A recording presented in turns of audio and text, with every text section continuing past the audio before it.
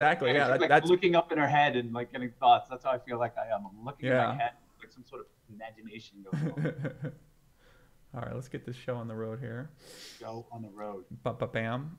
I never know when it starts officially here, guys. I think we might be live here on YouTube. I'm trying this out, this new approach to the podcast. Welcome everybody. Poker Live Podcast. We're back doing podcast again. If you missed my Monday podcast with Doug Polk, it was deep, it was emotional, and it was my first show back. We have 33 more videos to do. Otherwise, I have to jump out of an airplane, and I'm making Doug come with me because it's a bet that we both have. And yeah, man, so we got a bunch of big cool podcasts coming up here. We have my man Rob Young on Friday, Mr. Party Poker. He's not a boss of Party Poker. He's just a man who helps make every single decision on the site. We got Rob Young in the house. He'll be Friday. Next Monday, my man Nick Schulman, one of the top poker players, the top commentators in the poker world. Next Tuesday, we got Scott Seaver, one of the top poker players in the entire world, who battles on a consistent basis in Ivy's room. We also got next Wednesday, Fedor Holz, the young prince, conquering the world. He's going to be running for president of an African country very soon, so we'll be talking about that. It's actually not true. But and then we also have Gus Hansen. We got a Gus Hansen podcast recorded. And then tomorrow, I'm putting up an investigation. It's going to be an investigation into Phil Ivey's Baccarat case, where he won $20 million from two casinos, and then the two casinos sued him. And now one casino is still trying to get back $10 million they paid him out, plus additional money and damages. So I don't really understand that case, so I'm going to dive deep into that for tomorrow. A new investigation video will be up. And that's it, man. Joining me today on the podcast, back in the house, a young man. We had him on 3 years ago in August. And in those 3 years, this man has gave me a lot of things to think about in my life that I never thought about ever before. And I sometimes wonder, as I've been doing this self-exploratory thing these past few months and studying myself a lot and studying in general, I've always been like, I've heard these things somewhere before, but I don't quite know where I've heard them. And then oftentimes I can trace them back to either the first podcast with Perkins, the second podcast with Bill. I think one big thing I just posted about, which is fear. Bill was the first person that ever mentioned the idea of fear of failure and why we don't try to do things. And at the time, it stuck with me, and I didn't understand until very recently. And then also, Bill told me at first about programming and culture, and how our culture that we grew up around impacts us, and how we're programmed from a young age to be like we are, and we're not even aware of these type of things. He mentioned that back during the podcast during the PCA this year. So what we're going to talk about today, we're going to find out. We're going to catch up on. We're going to catch up on the Thirst Lounge and how Bill's project with the Thirst Lounge is doing. We're going to catch up on how Bill's book is doing, and I think it's a book idea that I believe may have gotten started here on the podcast, and now it's coming to fruition. I believe it might be almost done, and that's going to be released soon. I think it's got what's called Dying with Zero. Is that what the name of it's going to be? It's called Die with Zero. Die with Zero. And I have May 5th, 2020. are you going to take my prop bet where I challenge you to that? Can you die with zero? I mean, I don't know how I win. It's like, I don't know how I win in that one. There has to be an afterlife for me to win that one. I mean, you never know. I mean, listen, do we know? Do we not know? I'm not sure. So, but yeah, we're going to talk about that. I got a lot of cool things on the docket here, kind of things I'm interested in that I think that a lot of people out there are going to be very interested in as well too. Some poker, mainly a lot of life related stuff, and just how to be a more knowledgeable person in the world, and potentially how to be a happier person in the world and try to be a healthier person in the world. So we're joined by the man, Bill Perkins. Bill, welcome back to the podcast, brother. Nice to have you back in the house here. Yeah, it's fun. I mean, you got a great show, fun podcast, and I like blathering, so here we are.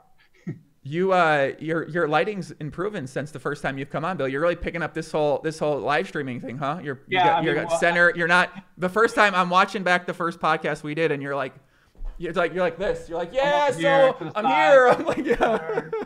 It's like, well, I was in St. Thomas in the place I was renting at that time, and just kind of, the basic computer setup. Here I'm in my Houston office, and I happen to have my editor here. I'm like, hey, can you set up a light for me? And can you do this? Can you do that? And they're like, oh, yes, sir. And here we are. They make it easy. Guys out there, please let me know if the audio is good on my end and Bill's end. Bill's talking a little bit low right now. I'm sure he's going to pick up the intensity as he gets more passionate about these subjects, which I know there are a few topics that I know can fire Bill up, and I'm going to save those for when I want to fire Bill up, because I can get him going pretty hard. I've been thinking about what gets Bill talking, what gets him going, and there are certain. And I think I found this out, Bill, is that when I know nothing about a subject and you know, because you are very articulate on a lot of different things. So the more articulate that you are on something that I know nothing about, that's when you just keep going. Because I can't, my step in strategy there is like, I'm not sure what to say. So one thing was specific in the Bahamas one when we talked about healthcare.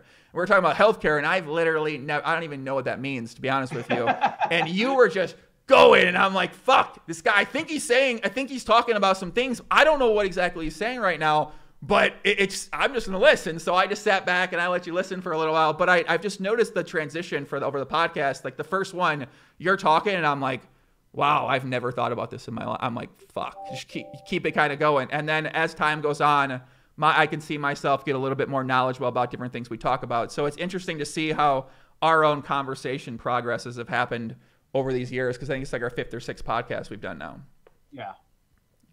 It's there's things, topics of the day, what's going on in the culture, what seems to be important, and what people are seeking or want to learn about. It kind of ebbs and flows, right? It's all poker, if it's all saving money, if it's all spending money, if it's all lifestyle, if it's all charity, if it's all politics, like political Twitter's heating up. It's huge right now, right? Like everybody's wants to talk about that. When you're talking about that, you're talking about, I don't know, so many different policies and where you're coming from, et cetera. So there's a lot of things to discuss. Yeah, well, I think we're going to get into some of that. We'll probably save some of the mainly political stuff for later, even though I did just, I can turn up Perkins audio. That's why I was asking for that. I am going to try to get presidential nominee Andrew Yang on the podcast. I put up a tweet yesterday. I'm actually going to make a video dedicated to him on why I think he should come on the podcast, Bill. Low risk, high reward. I think I'm gonna shoot a shot out there. We'll see if we can make that happen. I like that. It may happen. He seems to be a very down to earth guy. Right. And he wants to connect with people of all walks in life, and he wants to get his message across. So I think that if he follows the playbook of Donald Trump when he was running, whoever asked him to be on the media, he went all the time. Every time CNN or somebody asked him to come on, he went on. Other people were like, no, I'm here, I'm there, whatever. He was like, no, I'm going on. So I think he's going to follow that playbook. The unfortunate part is I'm slightly less relevant than CNN in the mainstream political culture. But, I mean, every outlet, you reach an audience, you have an audience, and it stays up there, right? People can watch it at their leisure when they want to. Right. And, he's in Philadelphia. It's not like there's 10,000 people watching him in Philadelphia when he's out the crowd speaking. A lot less, maybe 1,000, 2,000, So you have your reach. That's true. We're gonna put that in the video. That's the video I'm gonna have here in a day or two. And but yeah, guys, I want to actually put a question out there. I'm going to start doing this for each podcast for the comments below. So my question today is something I'm really focusing on, is just what ideas you think on how I can get better at what I'm doing here with the podcast, with the presentation, with the product itself, with the marketing, with the questions that I ask my guests and the guests I have on. So if you guys have any feedback for me, please leave that in the comments below. And that would help me out a lot. Thank you very much. And let's get into it, Bill. What have you been up to lately, Bill? I see you've been traveling a lot with Laura. You guys have been all around the world, it appears. I just saw you in New York. You're rocking the nice tan. I know you're doing stuff with the Thirst Lounge down in the Virgin Islands, and I think the Thirst Lounge is going on the road. What have you been spending your time on recently, Bill? Oh man, I'm trying to spend my time balanced. It's caught between the Virgin Islands, the normal trading, running the business, the trading operations business, my kids, my leisure activities, right? My health, trying to find that balance. And I'm never really in balance, right? It's like, just keep going, right? And you won't fall down. It's like riding a bike. It's like, just keep moving, you won't fall down. You might be wobbly, you might be out of alignment, but if you keep going, you can get there. And so recently, let's go with in order. Thirst Lounge. It's their show, right? The experiment is, these guys get an opportunity. Everybody says, oh, if I had this opportunity, I'd do yada, yada, yada, X, Y, and Z, right? And it's like, okay, here, shut up. Here's your opportunity. Take it or leave it. It may not work for you. It may, but here it is. Let's see what you do with it, right? Here's an editor. Here's a house. Here's a producer to help you. Here's some tickets and some money to go do poker online or whatever. Let's see what happens, right? Let's see what you make of it. And it's theirs. So it's their show. They get to make it or break it, or take whatever they want out of it. And so I've kind of, purposely from the beginning, step back and let them have their opportunity set, right? And some people it doesn't work. It's like, well, I thought this was an opportunity, but it's not an opportunity based on X, Y, and Z for me. Or I thought I'd like it, but I hate it. Or, some people are learning about themselves. Like, I really don't like poker. Or I don't think you can make it in poker. Or at least I don't have the skill set. Or this content creation shit sucks, which you guys recently had a show about, right? It's not as easy and glamorous as people think it is. Right. And you also learn about yourself. It's like, am I going to put into it what it takes to get it? Do I really want to make it this way, that bad? Mm-hmm. Right. So that's kind of going on and letting them develop it, grow it. I do think what I'm learning from this experiment, I do want to then experiment on myself and fire it bigger next year.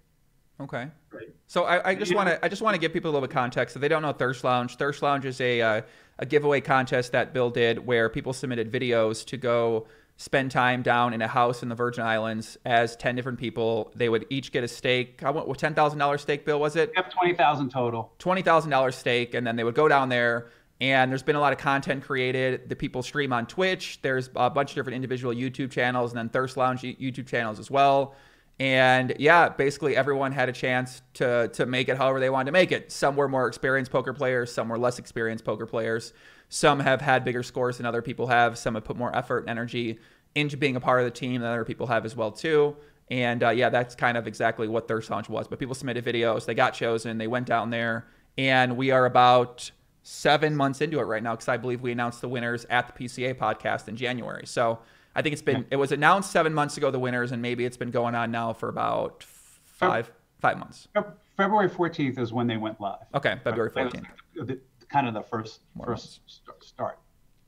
So, but they were chosen. And you mentioned fire bigger next year. What are you thinking about that? So I think, there's something there. It's very difficult. Media is really tough, and it's like, by and large, it's a loser for many people, right? And so, Thirst Lounge, the original idea when I came up with it was like, why did I come up with the line? I was like, well, it's a lifestyle, right? Poker's a lifestyle. There's travel, there's health, there's leisure, there's having fun, kind of like this aspirational show of me just playing poker and chopping it up with the people that watch on Twitch. And very quickly I learned it takes a lot of goddamn time, right? Which I don't have in my priority set to dedicate to the audience, right? Because you in Twitch, it's not like you make a video on TV and people watch it when they want to watch it, right? People are showing up to chat with you, for you to be on, to like discuss with you, and then there's this community. And if you don't show up, it's like, hey, buddy, like you kind of dissed me, and I didn't think that was right. So I was like, let me give people who, these people who want a shot, who want to do this, who, in the poker world, on a poker-based show, to take it over. And running this experiment that the Thirst Lounge 10 is doing right now. And the things I'm learning from it is like, maybe, if we have people, now we have it where it's like an experiment. People have, do I like it? Am I not like it? Can I be a poker player? Can I learn to be a poker player? But what if I had like specific types that I wanted to do a lifestyle show based on what I'm learning from this experiment, right? And I think the things I'm learning right now is more HR, right? I always say in every business, we don't have our problem is always an HR problem. The money's never a problem. You can always raise money. You know what I mean? The problem's not a problem. You can always solve it. It's like, who is the person who's going to execute, this? Who's going to manage? Who's going to sell? It's always an HR problem. And so if I put a bigger show with more incentive and grander and actually throw more capital into it, who's going to be the face and who's going to execute that?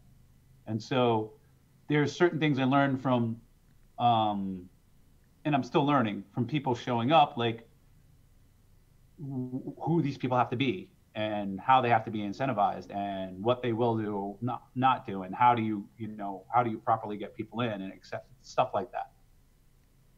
So I guess what exactly would the goal be? Is the goal to create a channel or a community that is successful in that there's a lot of eyeballs on it, or successful in that they're profitable poker players, or some sort of combination of the two? Because that's something I've always been a little bit unclear of, is exactly what is the purpose outside of giving these people an opportunity to go participate in something like this. Well, there's two ways, right? Like in the first experiment is like, you can make money as a poker player, or you can build up your brand and be a content creator, right? There's two avenues of success. Like you can actually suck in poker, but be really charismatic and have a great show, right? And boom, you got, you know, X eyeballs, and you're a profitable, self-sustaining show, right?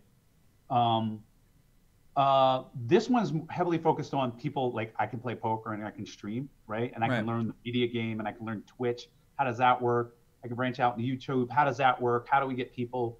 How do we entertain the people, but be true to what we are, and not just like doing, you know, tricks, etc., and stunts? And how to maintain that audience and keep them coming back, right? And so you learn some things like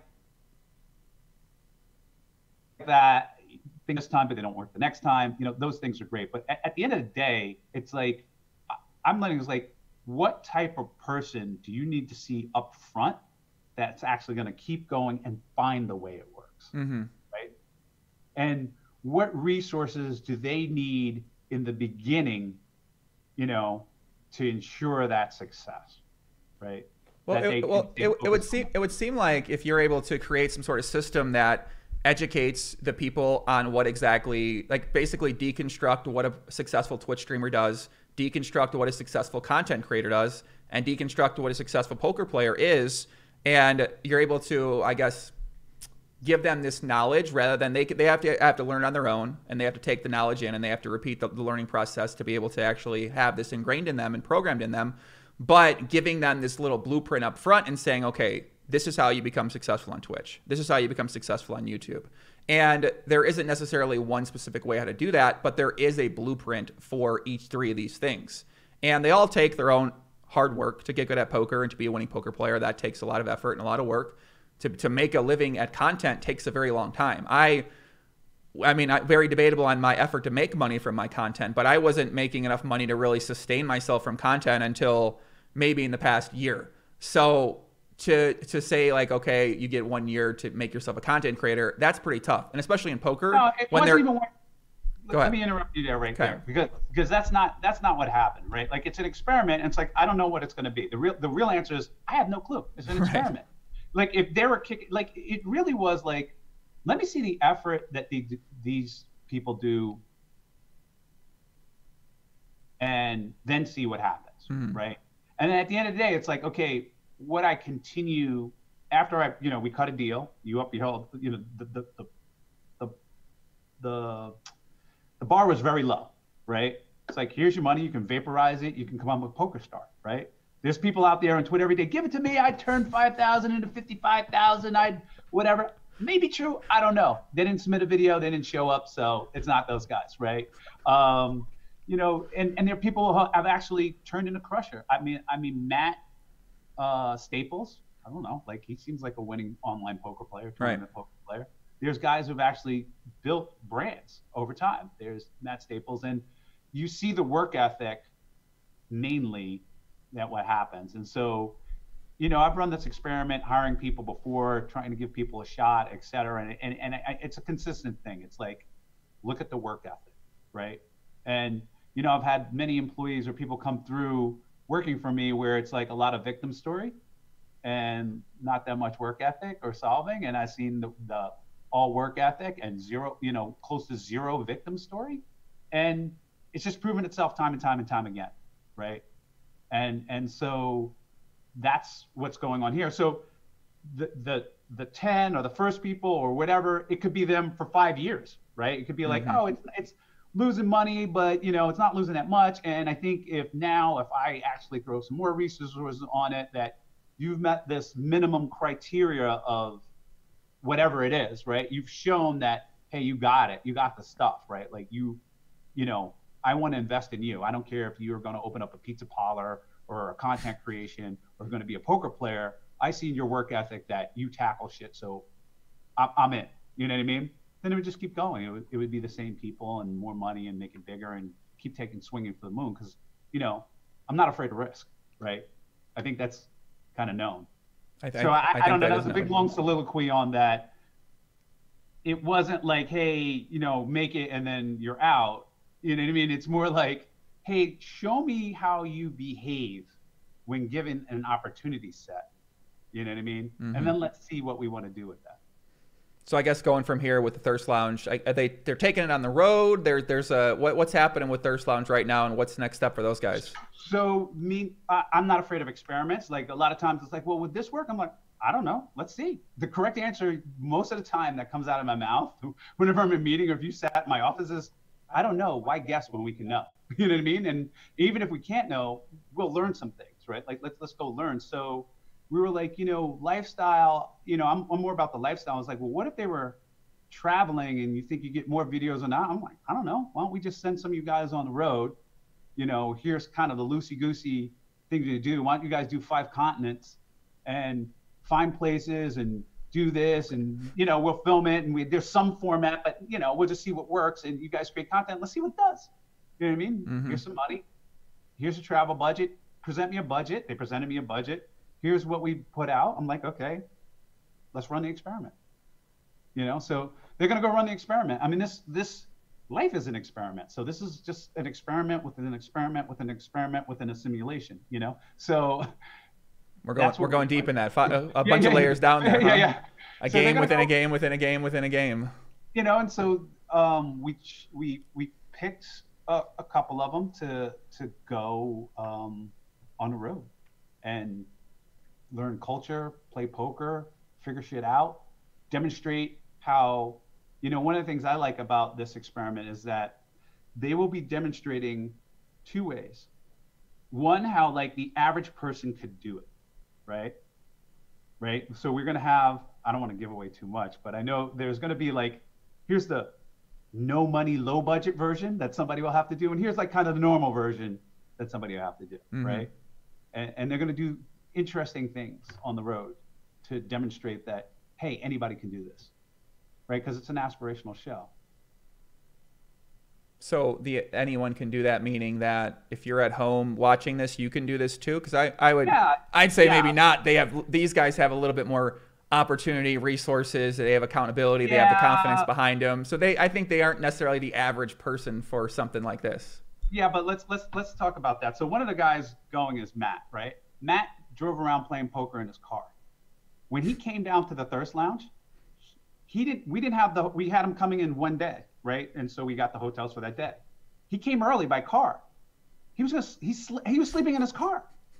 He was like going to sleep in his car for that day, and then get into the hotel the next day. And so I was like, no matter where I go, somebody busted is doing the same thing on planet Earth. They got there some way on some super saver ticket, whatever thing, $25, back of the bus, whatever. But they're taking in the same beautiful view. They're swimming with the same turtles and dolphins. You know what I mean? They're taking in the same culture. They're learning just like I am. So, we already have somebody going who's done that here in many places. And he was specifically picked because of his work ethic, but also because of he has that in him. You know what I mean? He makes that choice. Like he's not a guy where like the money's going to get in the way, right? And you can look up stats on panhandlers or whatever, what they make, whatever. Like he traveled the world on a panhandling if he had to, that type of thing. If he wanted to, I'm kind of pushing him out the door, right, for content and stuff like that. But I think you're going to see both sides, like the with moderate resources side and with very, very low resources. Yeah, I think that we're going to see some very big success stories out of the Thirst Lounge. It just takes time. You got to grind. You got to get better at poker. You got to make a name for yourself in the poker world, mainly through poker. And maybe someone can make a name for themselves outside of poker with a proper strategy for content. But I think if the focus is poker, I definitely think we're going to see some people that are going to have some consistent scores. They're going to keep getting better. As people in the house keep getting better at poker, others are going to keep getting better at poker as well because they're going to be around those people in that environment. So I think right now we're just in the early stages. And if this goes on for 3 years, I think we're going to see some very, very successful people in 3 years from the Thirst Lounge. I think like the people who are really studying. You know, they got the Raise Your Edge course. Mm-hmm. They got some other coaching that are really taking it serious. They're gonna do well and get better and better in poker, right? And the people who are like putting in the time for content, etc. I always said, like, this is like a stepping stone, and you're on interview with the universe, right? With the world that's watching you. But you might just be, you know, somebody be like, oh, I want to hire you because you were great on the Thirst Lounge, or you're X, Y, and Z, or I love what you're doing, or whatever, and they're gone. Like, I can't afford them. They're out. This opportunity was great, nice door opener, and they're, see ya later. You know, somebody else step into that spot. That's true. Right? It can go that way, or it can go, hey, Bill really likes what you're doing. He wants to fire it up. You know what I mean? You really learned poker. You're really at a level where he trusts, you know, you having a bigger bankroll or something like that.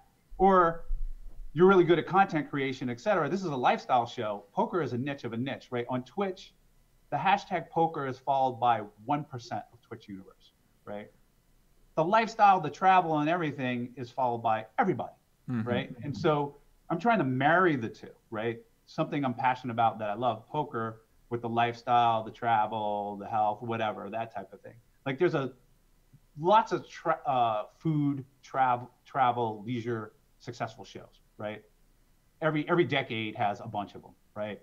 Lifestyles and Rich and Famous, Anthony Bourdain, blah, blah, blah. People traveling around. People absolutely love that lifestyle, living life thing. And so trying to marry it with poker and deliver that. So if you have a guy who's like super content creator, super charismatic, puts in the work, you know, takes the feedback, you know what I mean, and can do that, it's like, all right, let's go with them. But most likely they'll launch, you know, they're creating their own opportunity, right? They're creating opportunity upon opportunity upon opportunity, right? So they're just levering up, right? They'll lever this into something else and probably piece me out. You think so? They're gonna I mean, I wouldn't blame them. Like, that's what part of the benefit of coming down is, not necessarily whether you're going to make, you know, $1 million off for $20,000 playing poker this time. Is that you're going to get in front of an audience. You're going to have opportunity to learn and grow something. The rent is paid for if you stay down there. You're in the islands. You're getting a great experience. You're getting exposure. You know, you're taking all these tools and you're building a base, and you can run with it. You know, that was my experience in the workforce. Was, you know, I started out as fifth assistant peon, you know what I mean? But it wasn't like, oh, I'm fifth assistant peon, this is my aspirations. Like, I was like, let me kick ass, and then, you know, this guy's gonna be like, let me kick ass again, and then let me do well, and, you know, and move on up. Let me actually ask you about that. So we're gonna pivot off that Thirst Lounge topic and kind of get into some other more general kind of stuff, and that's something I've been thinking a lot about, is where does our motivation to be successful come from? And I think for yourself, to get to the point that you're at, you had to aspire to be here, and you had to work your ass off to get here, and you had to be extremely focused, and you had to be very efficient to get to this point. Now, where exactly does that motivation for you come from? And is that something that's programmed in you from a very early age? Don't forget luck. You also have to have some luck. Okay. So I don't want to take away from serendipity, but I don't know, because I was a slacker for a bit. I just had this belief. You know, I always say this, like, you have to have this, like, almost unrealistic belief that you can do it to even try, to even put in the effort to even try, right? And so I think I've had many doubters, even the people closest to me. Like, when I remember I was working on a project, and I told my mom the details. I was like, oh yeah, it's like this, whatever, I'm trying to build this $100 million whatever plant. My mother started laughing. That was kind of like, that's ridiculous. Like, who does that? You know what I mean? Like, who tries this? Like, and I was just kind of like, it's like out of the scope of, like, you know what I mean? Like, at first I was upset, but I was like, wait, my mom was born, you know, 30 something years before me, right? In pre-civil rights, right? And so, you know, and although she had aspirations and dreams for her son, I think some of the things I was doing and attempting without those, you know, that ceiling on my head, right? Like that cloud of inferiority that you don't, you know what I mean? Like, you don't take those type of risks, just keep your head low and get a, you know, good government job type of mentality. was just beyond her, right? And so I've had that freedom and luxury to be born post civil rights and have just delusion. You know what I mean? I've just had delusions of grandiosity and a hunger. You know, I had a desire. You know, I had motivation. That motivation, delusion, whatever you want to call it, with some ability, you know, some innate ability or some trained ability by, you know, going to school, my, you know, having two college educated parents, allowed me to have this behavior that eventually got me there, you know? And so did you look up to people or look up to people that were successful in business as you were growing up as a kid? I think in a weird way, my own kind of laziness was a driver, because I was like, oh shit, I don't want to go to work. I don't want to do this. I just want it to be not a hassle. You know what I mean? Like going to buy something, saving, and then worrying about how much money you have. And then it was just a freaking hassle. And then hourly work. And I was just, I don't want to do this shit. I'd see stuff on TV or movies, the movie Wall Street, whatever. And I was just like, I don't want to worry about it. I don't want to ask about the price. I don't want to care. Right. And I was, and then the young idiot in me was like, I can do this. You know what I mean? Like, right. I am just as good or better, or I can hustle. It will come out when it's ready. When I find it, I will do it. And, you know, getting out of college, kind of like in a cushy, kind of like, you know, quasi scholarship life, and then coming out and being busted was like the ultimate motivation. I was like, fuck this shit. Right. You know what I mean? Like, it sucked, you know, to me. You know, so some people, it's like that routine, that life, they love it. You know what I mean? It's great. And for me, it was like death. And that was all the motivation I needed. It would seem like a lot of poker players, because I've been asking poker players about this a lot lately, is, well, why do you choose poker, and why is poker for you? And a lot of people I talk to mention they want to have control of their own life. They want to be able to do whatever they want. They want to have freedom. And it's interesting hearing you say this, because I think about my own reasonings for why I decided to work so hard at poker. And it's because I moved out of my parents' house. I was super lazy. I hated being told what to do. I hated being yelled at by my mom to wake up for school. I said, fuck school. I don't want to do this. Like, this is not for me. I got to get away from my parents. I got to make it on my own. And when I moved to Chicago, I have no money. I barely can afford my rent. And I was like, you know what? Fuck this. Like, this just cannot be how I'm going to live my life. I have to do something for myself that I don't have to rely on my mom anymore. And I think that was just that ultimate motivator. And I think I got so lucky to find poker in that it was this perfect thing where you can just, any troubles that you had, it just, you bury your anxiety away in poker. And it's this perfect thing you can do by yourself that you can happen to make money at. And I think it could have been for me a number of other different things. It could have been, you know, I just go to the library and read books, or I could have just got addicted to working out like I kind of was when I was 19, 20, 21. And I think a lot of people out there, they just don't find their thing, and they don't find something that they can bury themselves into and also make a living at it, which, like video games, I think those are a big thing, is that people play video games all the time because it's their escape from the world and escape from their problems. But you can't necessarily make a living at video games. Some people are now, but it's not a realistic possibility for a large majority of people. So I think in terms of luck you mentioned, I think I just got lucky in general to find poker originally and have this be something where it was even possible to make money at. Yeah, I like to think no matter what the field was that, you know, I was going to do it, because I knew that no matter what the field is, there's a millionaire. Doesn't matter. You name it, whether it's pizza or garbage or making shoelaces or fat, you know, I'm always shocked, like finding new people in the business. I'm like, what? Oh my God. You know what I mean? Like, I didn't realize how big that was. I didn't realize you could, you know, doesn't matter what the field is or whatever, there's a millionaire, you know, in it. Including video games. Like, they're small, right? I don't want to go try and chop it up and be the millionaire gamer, but I felt like I was just going to figure it out and do it. That was my, and that was the type of thinking I had, is that there is a lifestyle that I wanted, a freedom that I wanted, you know, of my time, that I was willing to grind, do, sacrifice, hustle, you know, whatever to get there. So once you start having success at what you're doing, what is it that keeps motivating you to have more monetary success or have more experiential success or have more career success in the status world that you're in?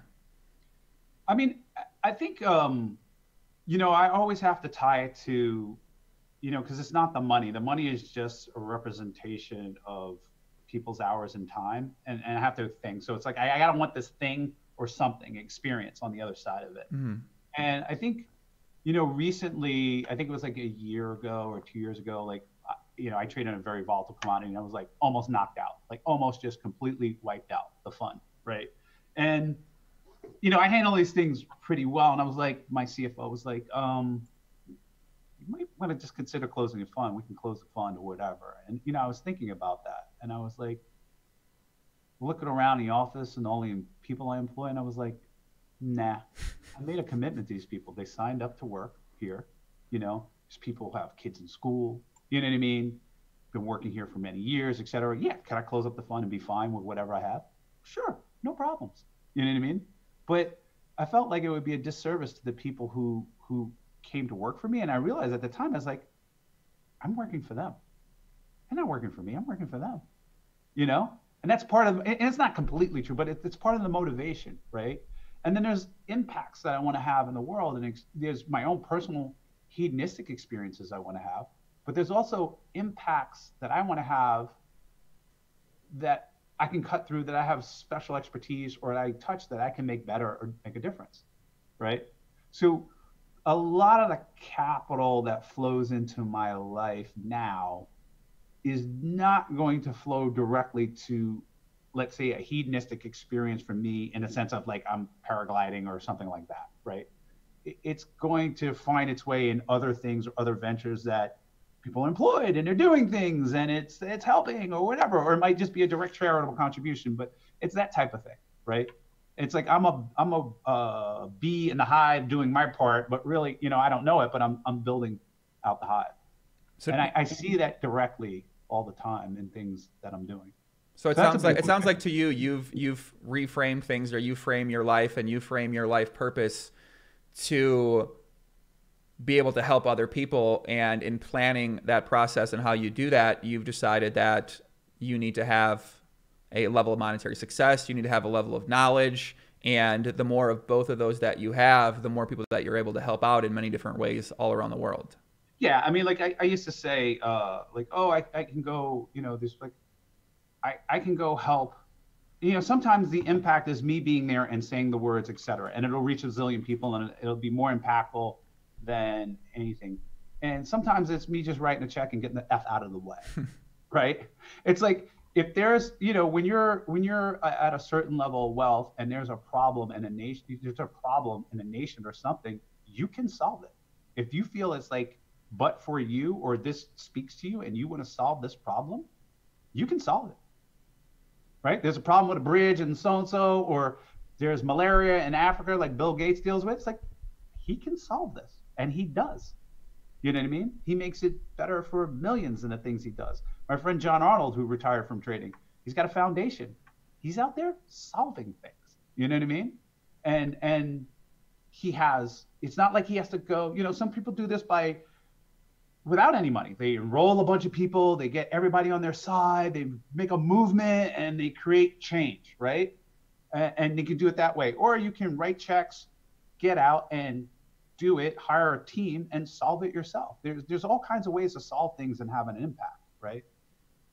And so you got a problem with poverty and unemployment, start a business. You know what I mean? Hire 500 people in your business doing stuff. You made a dent in unemployment and poverty, right? In this neighborhood or wherever your business is. So that to me is a driver, you know, of having those resources and that control. Like, you know, I don't believe, if you read my tweets, like the big government's supposed to do this or whatever, and you got to go big. Like that's not my role, you know. I'm not that guy, right? So, I can enroll some people in a movement, and I can have people have a different perspective, but I'm not even close to the guy who stands up and gets like 80,000 people to join and sign the petition and blah, blah, blah. And we fix the water in Michigan, Flint, Michigan. You know, I'm the guy like, here's my team, give me an engineer, give me blah, blah, blah, blah, blah, blah. I'll hire you, Bechtel Engineering, I'm gonna hire you. How much, I'm gonna negotiate, wait, that's too high, I want it down to this, whatever, let's do it. And then boom, I've got my team, I've wrote the check, and it happens, you know? That's me. So it sounds like the self-confidence that you've always had in yourself is what enables you to have this sort of mindset, you know, the believing in yourself that I can actually make a change out there in the world, and I can potentially solve this problem, and I am a great person to do a job like this or to take on a task like this. It sounds like that kind of all goes back to just the believing in yourself that you can do anything that you want to do. Yeah, that the delusional belief in myself that I can do anything, right? It's pure delusion, right? So it's somewhat true, but it's also pure delusion. That first delusion is applied to yourself. Like, I put my life mask on first. It's like, shit, I could be rich, and I could do this, and I could have girls, or whatever it is, right? Like, whatever the thing is, and I could travel the world, and that comes on first. And then it's like, shit, I could do this for these people, or I could solve this problem, or this medical cause, or I can invest in this virus company to help solve this type of cancer, or I can solve this problem with MS and whatever, and those efforts. And I'm listing efforts that I've done, right? Like, that was going on. Like, I'll tell you how arrogant and delusional you have to be to actually make an impact. So my friend Katie Brass has MS, next door neighbor. I didn't know what MS was. She comes over with MS. I'm like, oh, MS, whatever. I was like, oh, it's incurable disease. I was like, well, maybe I can do something. You're like, what the fuck? So there was this, I went to a benefit where there's doctors, the leading doctors from UCSF sat down, whatever, talking, whatever. I was just like, went home, did my MS research. I'm researching, I'm all into there, B cells, et cetera. Like, I want to talk to Dr. Hauser, the lead research neuroscientist, whatever. Get on the phone with him. I'm like, have you looked at this? Have you looked at that? Well, I don't understand. I'm looking at this like a detective case, and you guys haven't done this. Out of that arrogance that I had came two studies. One was eluting peptides off B cells, whatever. And the other was taking two twins discordant from MS, which means one twin has MS, one doesn't, and they're older, and seeing if there's a genetic differences, which had never been done before, right? And he was like, well, this was like 6, maybe 7 years ago. It's like, that hasn't been done, whatever. They won't allocate the funds to do it. It would cost $6 million. I'm like, doc, you're a doc, but it doesn't cost $6 million to do this, right? And a gene sequencer is nothing but a copier with some reagents. Long story short, I put together another team of doctors with this doctor. The device manufacturers donated some even new and improved equipment. We did this thing, and it made the cover of the Journal of Nature, right? You can look it up. It's Small Ventures. I didn't even put my name. I was like, I want to put my name on it, whatever, back in the day. Small Ventures USA, twin study, MS, okay? It was the first one that made a cover of Journal of Nature, okay? There are millions and millions and millions of dollars of grants by CDC and health. Not one of them makes the cover of the Journal of Nature. Mine did, okay? That I designed out of arrogance. You know what I mean? And it made an impact on a new medicine, and we found out that MS is not, genetic, right? It's not primarily genetic, it's whatever, so it advanced the understanding of MS. So this belief to try something as ridiculous as thinking you could solve the riddle of MS, right, leads to progress, And that's so wild, yeah. you gotta have that belief. You have to believe, and you have to go, and you have to be, which you brought up in the just earlier in your tweet. You have to be unafraid to look like an idiot, right? Because there were a lot of friends like, what the hell is this idiot Perkins doing? Call me up asking for money. Oh, it cost us like $700,000, not $6 million as the doctor thought it would be, or they would have charged or whatever. Because I know business. I'm like, nah. You know what I mean? It's like a computer. And I found out the reason why, because the machines become obsolete in like 12 months. So they have to charge so much money in the beginning to front load it. So I learned a lot about, and even more about MS in another study, et cetera. But I had to have that fear, because a lot of friends were like, this idiot Perkins, what is he up to now? What does he think he can do now? What crazy venture outside of his area of expertise is he diving into head first to fall flat on his face? And I'm like, yeah, you're right. I might fall flat on my face. So I guess the idea of fear has been something that I just posted the clip about, and that's something that I've definitely had and really realized it. Fear of the uncomfortability, fear of putting my all into something, and this underlying fear of failure that, because I've experienced failure to myself on this grand level years ago, that I've never really understood. And this is something that you mentioned that you still struggle with as well occasionally too, and fear failure on certain things and putting your all into something. And I guess, how would you recommend somebody think about this maybe a little bit differently to be able to overcome that sensation? Wow, that's really hard, because I struggle with it too on many things. Like sometimes you even just have fear of expressing what you truly want to someone close to you. Fear to even admit to yourself what you truly want sometimes. Right. And do. And so I first try and go logical and be like, okay, what's the worst that can happen? Let's quantify the risk. If I can quantify the risk, then I can be like, all right, I'll just take the damn risk and, just go ahead with it. Right. And a lot of times I think that the ego gets in the way. It's like, oh, I'm going to perceive this way. And then when I'm perceived as this way, I won't be able to do this. And then I'm going to look at this clown, and then shame and then embarrassment. And I think a lot of times with me, that is really, I'm pushing it down. I'm not really acknowledging it, but it's really driving a lot of the holding you back, right? Really, really holding you back from truly doing what you want to do, or executing on something, or at least trying, right? Doing your best. And I haven't really found the solution. It's just I think awareness is part of it, but awareness is not a solution, right? There's a lot of alcoholics who know they're alcoholics, but that's not solving their problem, right? Like there's another step in there, and I don't have all the steps. Occasionally I'm successful and I overcome those fears, and I just go, fuck it. You know what I mean? I'm gonna plow through this. I'm gonna say this. I don't care what anybody thinks. I'm gonna tell this girl I love her, and I'm gonna lay it all on the line. That happened with Lara. Like, all my friends are like, what are you doing? What, dude, you're going all in. Like, yes, this is so long shot. Like, why are you're cutting off all these other girls in this thing, and you're going all in, and you're going so big, so fast. Like, it can only, and I got all this advice about how I was going too deep in this relationship, going too big. Where do you go from here? Yada, yada, yada. And I was like, fuck that shit. I'm doing my best. I'm going big, or I'm going home. You know what I mean? I'm not going to half-ass hold back the feelings I have, my aspirations for this relationship, my idea of a perfect start, because what if it goes wrong, and where do you go from here? Mm-hmm. And I said, if I'm wrong, so be it. It'll hurt. It's going to hurt like a motherfucker, but I'm going to do it. I'm not going to be 80 and like, oh, if I'd only yada, yada, yada, and to experience this. So I was like, I'm just going to enjoy the ride. I said, fuck it. And I'm sure there's examples where I cower. I'm just like, I don't want that thing and whatever, and it's a hassle, and then it's not going to work anyway, and it's not going to do it, So it kind of sounds like it's more of when you tell yourself that something will work, that seems like a very first, that's a good step to overcome that fear, is say, fuck it, I'm going to make this work. I'm going to try my best. I'm going to put my all into this. I'm going to give it my effort. I'm going to be mindful of it. And then if that fails, it fails. But this is what I want. And I'm going to go for it. I think for me, it's like, okay, I just assume like it's going to fail, but it might work. And then just going to go for it anyway. Like my mental trick is, it's going to fail. Let's go enjoy the ride. You know what I mean? Like, and then just go, right? And then just go. Because like, you're going to enjoy this ride.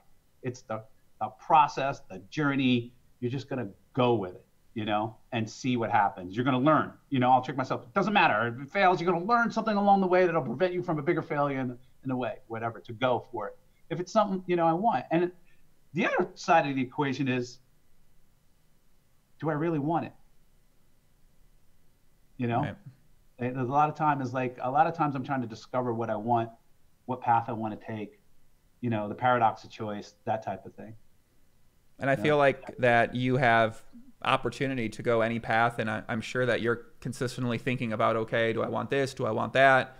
And how do you keep yourself on track in something like a relationship when you're ever evolving on a very consistent basis? Yeah, I mean, it's really hard. I try and just go like, okay, what are the priorities, and then what are the time demands of those priorities, right? And then it's like, okay, and then and then the constraints around those priorities, right? Like I have kids, I'm going to spend time with them, but I'm divorced, and I'm here trying to earn and run a company. I'm here in St. Thomas. I want to travel the world. I'm going to do, and how do those things? How do we make this Rubik's cube fit? Right. And am I turning the cube in a way that's consistent with my priorities and the constraints, right? Or can we break through these constraints? Can I throw money at this problem and solve it and move something over here? Is this the right way? Do I really want this now? Am I changing my priorities? That type of thing. So that's when you said, like, in the beginning when we were talking about balance, like that's like the constant thing that's going on. And I'm pretty sure I got one or two people in my life at all times like, you're doing it wrong. You know what I mean? Like, this, no, you're supposed to be here. Why aren't you here? You did that, blah, blah, blah, blah, blah, blah.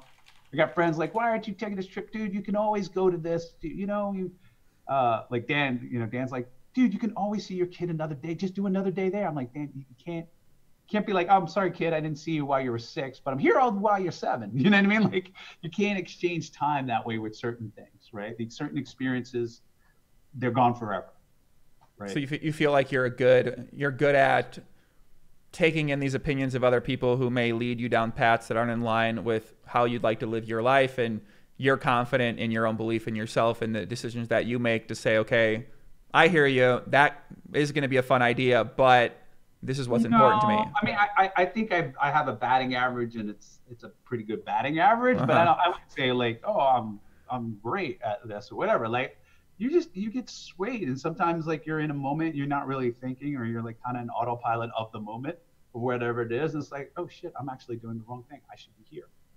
Or sometimes, autopilot other things like, oh no, I should be out here traveling. I'm never going to get to be able to do this thing right here. Or I've traveled intercontinentally to make a soccer game. You know what I mean? And I was like, no, I don't.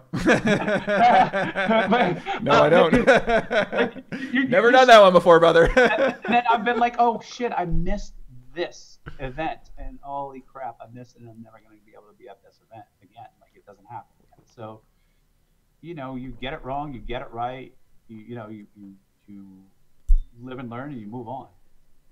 Yeah, one thing I want to talk about with you is into the idea of integrity, which is something I, deeply thinking about as well, and something I talked about podcast with Doug. And I felt like integrity being are we defining integrity as being a man of our word? When we tell a man of our word to ourselves and to others, and when we tell ourselves we're going to do something, and we tell other people we're going to do something, we actually do it. Is that how we would define integrity? Yeah, just keeping your word, and so. The first to yourself, to others, etc. And I think the first is to yourself. Like, I think everyone, we break our word so many times. It becomes so habit forming. It just forms this daisy chain of, oh, it's okay. You know what I mean? Oh, it's all right. Like, I'm going to wake up at 7, I'm going to go to the gym, and you don't. Mm-hmm. I'm not going to eat X. You eat X. I'm not, you know what I mean? I'm not going to lose my temper. You know what I mean? I'm not going to react this way. I'm not like, there's so many things you say you're going to do or don't do and break your word. It's like a constant battle. You just become accustomed to being out of integrity, right? And so you tell somebody you're going to meet them at 7, you're not there at 7. You come with story. They don't give a fuck about your story. You're just not there at 7, right? You tell somebody you're going to meet them, you're going to go to the gym or whatever, and it's like, oh, you got a story. Like, myself included, have more stories than integrity a lot of the time, right? And when you see somebody in integrity, you see fantastic results, right? Fantastic. Just take it down to poker. You see somebody in integrity, I'm really going to study poker, and I'm going to hoover it in, whatever. You hear that shit all the time. 90-something% of them are full of shit. They can't keep their word. They're not studying. They're not doing their best. They're not doing whatever. They got story. Nobody cares about your story. They just care about the results, right? And you too, right? Like, yourself is just kind of like, yeah, I got story. You get used to story all the time, and you almost find it impossible to do anything or achieve anything great because you're just constantly out of integrity. And that's just a lifelong battle trying to be in integrity. Yeah, I mean, that's something I realized for myself, and it's tough realization, right? Because you think you're making good decisions and you're doing things the right way, but you realize that you're out of integrity to yourself and to other people. And if your goals are to help other people, and your goals are to challenge yourself, and you realize, hey, I'm not doing those things at all. It's like, well, what the fuck is wrong with me, sort of thing like that. And Yeah, just how do I get better at that type of thing? Yeah, I think one is just to take note and realize how many different ways you break your word with yourself. Like, just take one day. You know, I'm gonna get up at X. You didn't get up at X. I'm not gonna eat this. Whatever. I'm gonna work at 5. You didn't do it. I'm gonna show up here. Like, you realize, like, wow, shit. I had like these 20 things or 5 things a day or whatever the number is that every single day. You know, and it's like you gotta get it happen. It's like, if I tell myself I'm gonna do this and make it real, I'm gonna do it. You know, just start whatever. And if I'm not gonna do it, don't say it. Don't say yes to appease somebody and fit in or whatever. Don't X, Y, and Z. Just like set it. Don't no fantasy, you know, crap. You're gonna say X, Y, and Z. You know, and it's difficult. Yeah. And you start down that path, and then you're like, okay, I'm just gonna be in integrity. And then when you break your integrity, you know, acknowledge it. Don't bury it deep, but don't put a story on it. Right? It's okay because it's only a little bite.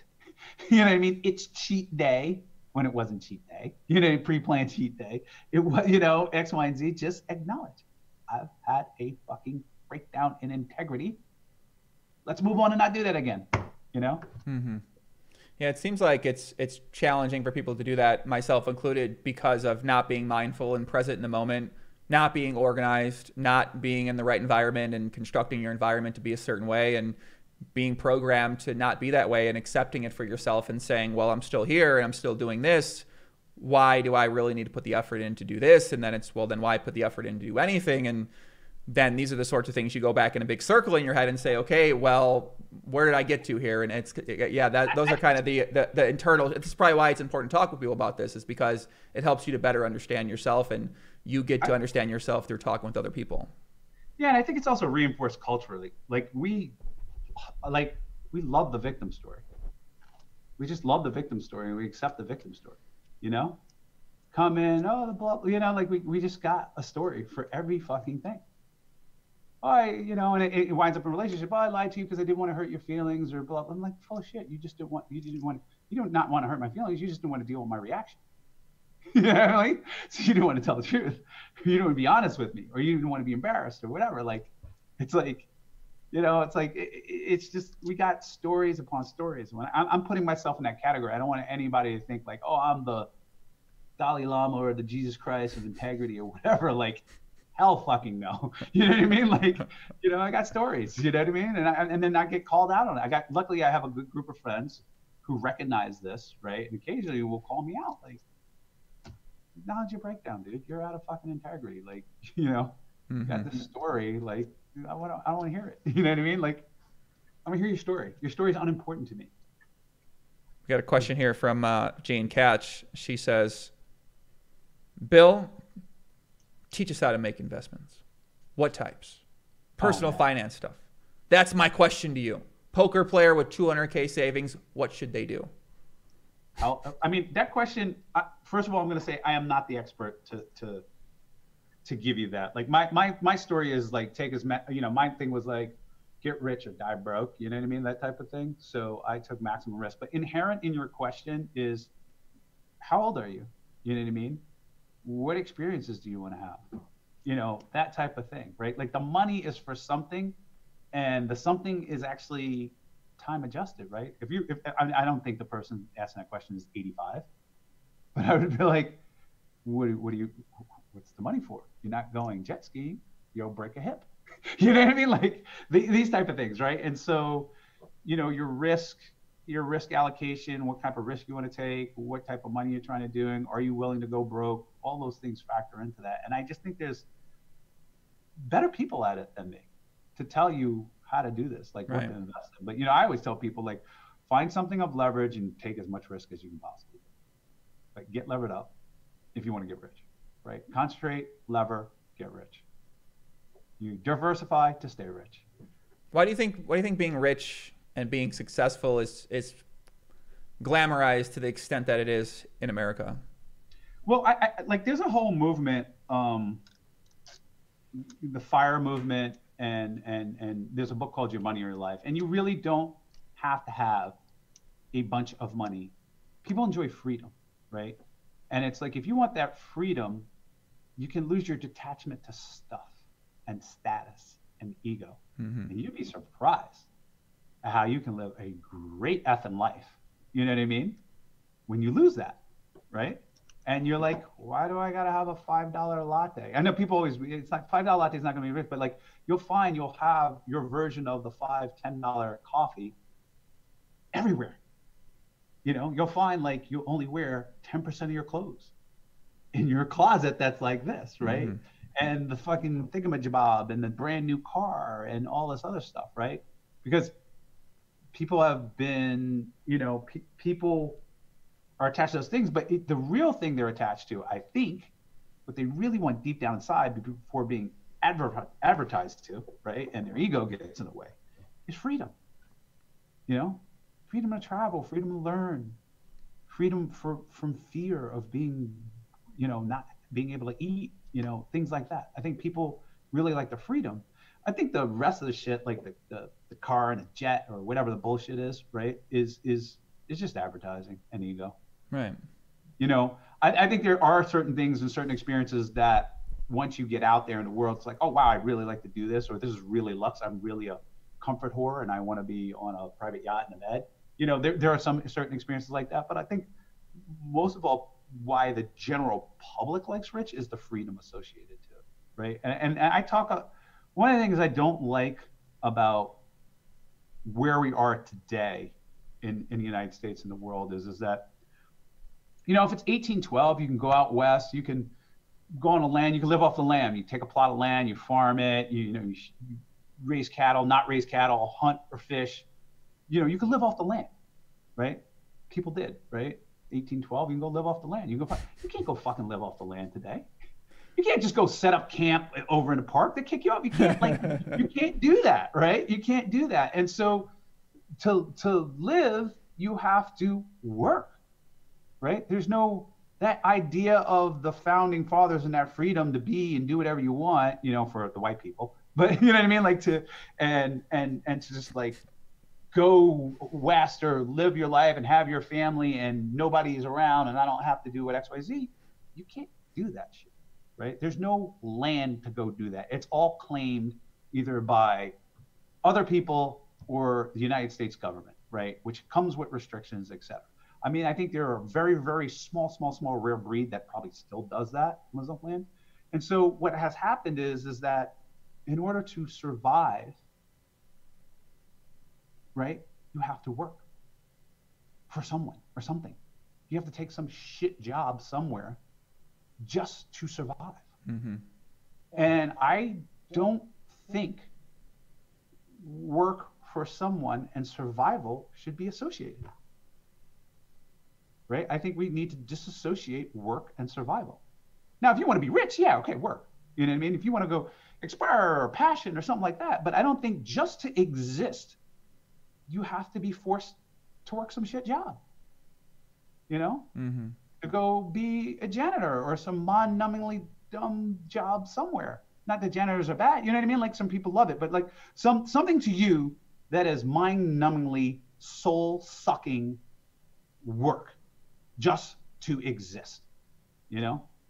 And so that's, I don't know how I got onto this subject, I forgot, but you know, I think we were talking about why do people want to be rich is that freedom, right? And I don't want to talk politics that much, but you know, most people know, you know, I'm a libertarian, but I'm a libertarian, and there's a group of libertarians who support UBI, which is universal basic income, which, you know, one candidate, Yang, is touting. And my reasons are, you know, the basic reason is that, well, how can you be a libertarian and support UBI? I'm like, because it represents freedom for people to disassociate themselves, to be able to go, fuck you to this bullshit ass job. I'm going to work on my novel and contribute to society this way, you know, and I can survive with just a little bit of work or part-time work or whatever with this dividend. You know what I mean? And not have to worry that I can't exist, right? Or I'll get 3 of us in a room and we'll have enough and we'll share or whatever, and we don't have to go to work. We're all going to work on, you work on your play, I'm going to work on my novel, and you can work on your new theory of physics or whatever it is you want to work on. Anyway, enough of that. Yeah, I know you're fired up about that one. I definitely see you tweeting about that a lot on on the Twitter sphere out there. So I'm in the Twitter streets mucking it up. Anyway, long story short, I'm not the best investment advisor. well, there you go, Jane. There's your answer. Jane first wanted to know about women on yachts or something. We definitely covered the whole girls on yachts thing, but this was podcast number 1, where we talked about the Mediterranean Sea out-of-line adventures. So if you'd like to hear about Bill's out-of-line adventures in the Mediterranean with two yachtfuls of the ladies, you can go back and definitely check that out too. Yeah, we just did it again. It was one bigger yacht, but it was nice. Yeah, I saw some out-of-line. What was happening on these yachts? Bill, what happens on these yachts lately, man? What have you been doing on these yachts? Like, walk us through a yacht, a Mediterranean yacht where the ladies are there. Maybe some ladies are missing a top. Maybe they're missing some bottoms. I don't know if you're missing. I don't know what you're missing. I don't see you in the story. So walk us through this. What's going on these yachts? I mean, a lot of it's just like, so Dan is now gone full speed into CBD and cannabis with his Ignite company. Dan Bilzerian, okay, yes. Yeah. So he's back into the circus mode, flying around, doing things, promotions, etc. And so he's like, hey, I got this yacht. You want to chop a yacht? I'm like, I don't want to pay that much for a yacht for you to have 30 girls and me and Lara and one of our friends. You know what I mean? So anyway, long story short, we come to a deal. I kick in my piece. You know what I mean? And we go off the coast of Italy with a bunch of models and Dan and just, it's really wonderful in the Med and doing like great things. And of course there's dancing and party and boobies flying everywhere and occasional drink, cannabis, things like that, of that nature. If you were an adult and you had, the one great thing about a Dan adventure or an adventure with me is there's zero judgment. And so it's really kind of like if you were in I'm sorry, my keys are beeping. If you were in an environment, I always ask this question, maybe like a dinner party or something. I was like, if you had zero judgment, like truly zero judgment, like the next day, nobody's going to say anything. It's not going to be in a paper. Nobody's going to care. Or you had a button where you can hit the button. Nobody will remember what happened except for you. What would you do?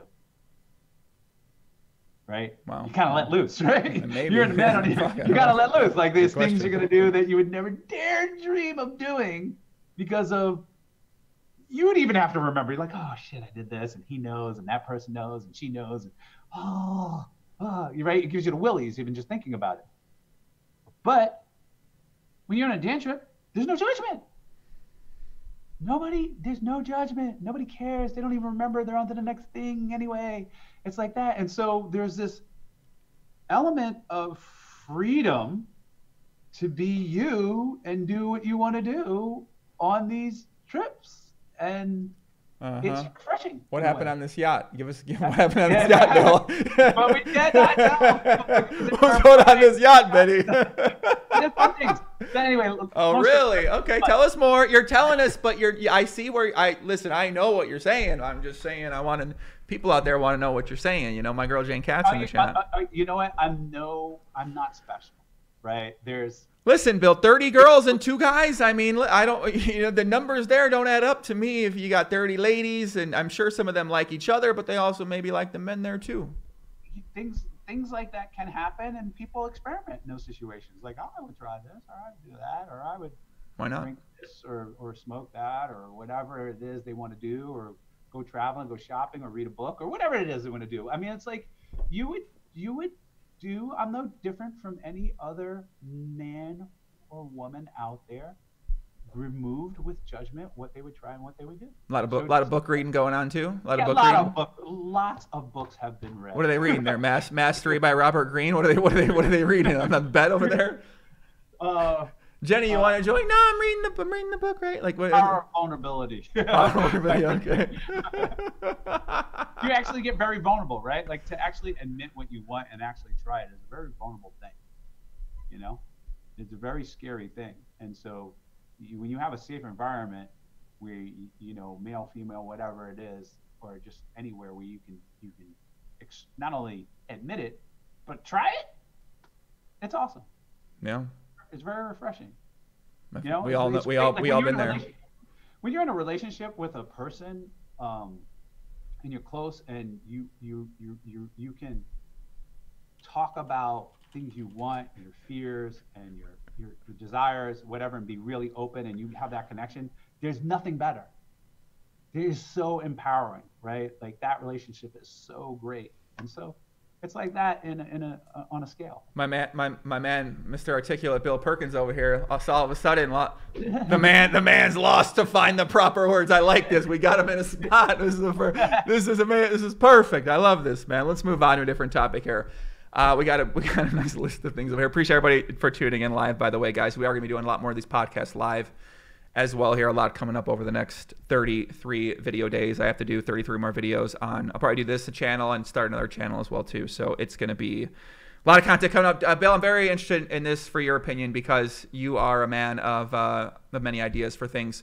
Bill, what do you think are some ideas that I can do for myself in terms of doing better at what it is I'm doing with my content in terms of the product itself, which could be consisting of the things I talk about and or the way things look, in terms of the marketing before and after, and in terms of just, I'm having a little trouble identifying exactly what some goals might be for this, because the obvious goal is to make it some sort of number-based thing where it's views or subscribers or something like that. But I'm trying to think of different goals and different ways I can frame this in terms of, okay, I want to do this, I want to do that, and just to improve my product in general and to really challenge myself to do this as well as I can. I think you probably know the answer better than I do. I think it's going to be you looking at every aspect of your product from the beginning to end and war rooming it, right? Like, I'm going to die if it doesn't succeed. Okay, so what's our metric that I'm going to die on? Okay, by X date, I need to grow to Y watchers or views or whatever it is you want to do. It's like, okay, how many views is that per month, etc. Who's my guest? What is my process for procuring a guest? Mm-hmm. How many people do I have working for me to procure a guest? What are my avenues to getting high impact guests on here, right? Just attacking every single aspect of that with like, I'm going to die unless I get this right. Now, you're not going to die, but you're going to treat it that way, right? And so it's like, okay, how do I procure these guests? Who am I putting on? I must know people. I must be able to hire people. There must be people I can work with to get guess on that. You just got Bill Perkins. Who the fuck am I? You got other people who, they're out there, like, you're gonna hit 1 million views or 10 million views or whatever it is. Right. Then you're gonna be like, okay, when I present my show, how is it presented relative to other formats that work? Obviously, it's two people talking. Is my background right? Is my color scheme right? You know what I mean? Is the positioning of the way my video pops up versus the other person's video, like all that design, graphics, brain hacking shit to keep people's attention. What does the Stanford School of Persuasion say the best practices are? You know what I mean? Yada, yada, yada. Or is it a different format for the type of guest? For this type of guest, it's all them. For this type of guest, it's me and me. Whatever it is. Mm-hmm. Boom, the content. You know what I mean? Timing of the day. You know what I mean? All those things. You're just going to go through each step, right? And then the question, am I going to go with this kind of format? How are my questions going to go? Am I going to go personal, health, leisure, business, blah, blah, blah? Am I going to follow a standard format so we hit these things? Or am I going to cut some of these things out beforehand? Like, how do I come up with my question list, and where am I probing? Where am I willing to cut out other questions in exchange for a topic that seems really interesting when I have gold, etc.? Who's helping me do that? Is somebody off screen going, keep going. You know what I mean? Like they do in the newsroom, right? Like somebody's in your ear, keep going, whatever. Mm-hmm. Then, after the fact, how am I editing these down for, like, am I going to take some of this and have like Joey's best hits? And am I going to edit it down for content or whatever so that I capture the busy person? Like, so I have the full interview, the full Bill Perkins is 3 fucking hours. Oh my God, I don't have 3 hours. I work 2 jobs. I'm in grind mode. Right. Plus I got to study poker. You know what I mean? Like, so do I cut it down to the 20-minute version where people get the hits, etc.? How am I repackaging the content? Like when I had a movie one time, I'm just going into it because I have some expertise on this. We made a movie, we cut it like 6 different ways. It was 6 different movies. Jeez. You know what I mean? It was 6 different fucking movies. We cut shit in, we move whatever and blah, blah, blah. It's like, it's a totally different movie. You know what I mean? The character's the same, whatever, but it like said something different every time you do that. And like, there's a saying in the movie business, movies are made in the edit room, It's all made in the edit, right? And so like, you're going to go through that as well. It's like, okay, after it's done and everybody who could stand listening to my dumb ass for, you know what I mean, 3 hours. It's like, okay, how can we short it down to people, the 20-minute people, the 5-minute person, Right. so The two. so So whatever. basically, yeah, yeah. And then you're gonna go like, okay, we've done all this. Now the marketing science, like, does the button go here? The button goes there. Like Google, they changed the size of the button on the Move It, and they're like, we got 0.001.2% more users. Well, that's 3 million more people. You know what I mean? All the brain hacking, attention getting things. Like, you guys are pretty good with the envelopes. Like, he said, what? 10 reasons why you won't believe. You know what I mean? Those are brain hacking envelopes, right? We do outrage, we do lists, knowledge bases. They're well talked about out there, et cetera. But there's other more subtle things you're going to do too. So you're going to look at your product from start to finish. You have the answer somewhere buried in you or with your group or in your team. And you're going to attack each freaking segment and keep honing it. You know what I mean? Mm-hmm. And it's not going to be exact science. You're going to be like, this worked, this doesn't work, this does work. And you're going to see the results. The sledgehammers are a guess, right? It's like, oh, wow, we're going to try and hone up on guess, but work on this out of the park thing or whatever. But honing all the rest of that will help you get the bigger draw guess. Right.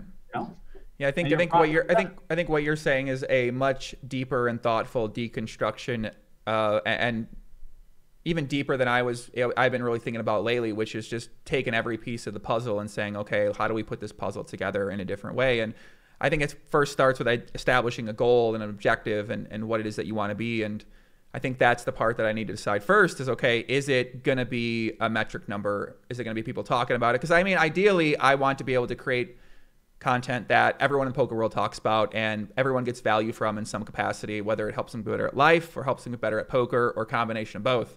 And I think one thing that you said is very important to think about is sort of catering to those different audiences, because the long form works for certain people on iTunes and on YouTube, but the shorter form is going to work better for people on Twitter, Instagram, Facebook, and those short clips. And then a 20-minute version is going to work better for people who only have 15 to 20 minutes. So I think more of an effort on that area is going to be one of the most important things, because I believe the actual content itself, in terms of what we talk about, is usually pretty good in general with all my guests. I feel like I have a good idea, but I can get better at that side of things by just becoming more knowledgeable and becoming more articulate about these different subjects we talk about, or who I talk about with anybody. So I feel like it kind of starts with me first and sort of challenging myself to become a smarter person and to become a more well-rounded person versus just somebody who understands poker. And then from there, deconstructing everything and saying, okay, how can we combine all this together and then create something really special? Yeah, if I was, if you don't mind me just giving, go ahead. I love off the cuff feedback. This is just out there. It's like, you got charisma, you got personality, right? And you can, when to like back off, and when to chop in and add questions, whatever. But like, have you ever considered just like, maybe if you cut the pie up, or you need to work on your business. So you work on your business and in your business. You need to be working on your business more than you're working in it, right? You're the guy on screen. But if I was a producer, I'd be like, change the background, get rid of those books or whatever, because you look like a guy who was in his apartment doing it. And I'm trying to get Andrew Yang on here, and fucking Andrew Yang, even though it makes no real difference, psychologically, it makes a difference. Right. The Rock doesn't want to talk to a kid in his basement. You're not in your basement. But you know what I mean? It could look that way though. Yeah, no, I agree. It could look that way. It's like you got your Nancy Drew novels in the back or whatever. You know what I mean? Like, and so, and, I do. And like the kind of one art on the side. And I'm just is that a Bill Perkins book back there? Yeah, no, it should be right. Die with zero right in the back. And so and then he looks on the front. And it's like, okay, how is he marketing his content? Does he come off as like he's an attention grabber with the big exclamation points and the yellow, or is this like, wow, there's some gravitas to the show? It depends on who you want to be. Mm-hmm. And you're playing producer and talent. And I'm like, maybe you might want to bring in a person and relinquish control, be part of the team and say, produce my show. This is our goal. We're going to do, we're going to give, this is the deadline. This is the goal. We're going to do everything we can to get to this goal. We may not get there, but we're going to fucking die trying. Mm-hmm. You know what I mean? And do it that way. And so, because I think you have it, you know what I mean? The it factor, right? I think you have the elements there. And, it's just that I don't think you've said to yourself, this is what I really want to do. And I'm balls out to make this happen. Right. Never. Yeah. Like if I made a prop bet with you, like you got to bench 300 pounds in 6 months, like you do it. You know what I mean? I technically did make a bet like that when I was a kid, and the bet was 315, and I got up to 335. So that definitely happened. So yeah, Yeah, I think same thing here. It's like, oh, you can't bench your whatever. I was like, that's easy. I'll go. You know what I mean? Like it's like you just do it. Like you just whatever. It's really interesting how, you know, with at least the people I know, there's kind of this disconnect between like business or working on it, whatever, and these like physical feat bets or whatever. It's like the same thing. Like you bust your ass, you're running miles a day or whatever, blah, blah, blah, blah, blah. Then you make the goal, but they don't do the same in other areas of their lives. Mm-hmm. And what's even funny, I was just discussing this the other day. It was like, you know, I've done a lot of bets with people where them just doing it, the reward was greater than the monetary reward of the bet. Right? It's like if I do a smoking bet with somebody, like the lifetime value of that bet is massive compared to whatever money's on the line. Or stay in shape at, or whatever, body fat. You know what I mean? It's like, this is just something they should be doing any fucking way because it's more valuable than the money on the line. But somehow the abstraction of money confuses people, right? Oh yeah. They don't get they not doing the value equation properly. And I'm saying like the effort that you would put into like say this weight bet to win $10,000 or $20,000, right? And you'd be like, woohoo! I fucking took Perkins for 20,000, 40,000, 50,000. Imagine you put in the effort to your show and you have like a 3 million show, or you get a tap on the shoulder from fucking one of the networks and they're like, hey kid, we want you to run our late night thing because your shit is bomb. You know, because you're always on interview and your shit's out there and people are watching you all the time. Mm-hmm. You know, like you really did something great here. You know, so like there's all that optionality and all this extra value that's far greater than 50,000, 100,000, 500,000. Yeah. You know what I mean? People in the chat, this is what we talked about. I talked about this with Doug, is that something I've always really struggled with was letting other people help me, or asking anyone for help. And in the chat, Maureen says, Joey, just giving control to a producer scare living daylights out of you. And obviously it's terrifying, of course, to not be in control of what I'm doing, since I've been in control of my life since I was 21 years old and moved out of my house. And I guess actually once my mother stopped paying for my rent, that's when I started to be in control of my life, because then I started paying my own bills. But yeah, I've probably asked my friends for help 5-6 times in my life, right? Like a couple of times I needed to borrow money, so I was like terrified. I'm like, oh my God, and they always help you out. Like that's what your friends do. That's what you do with your friends, and help them out, ask them for emotional support.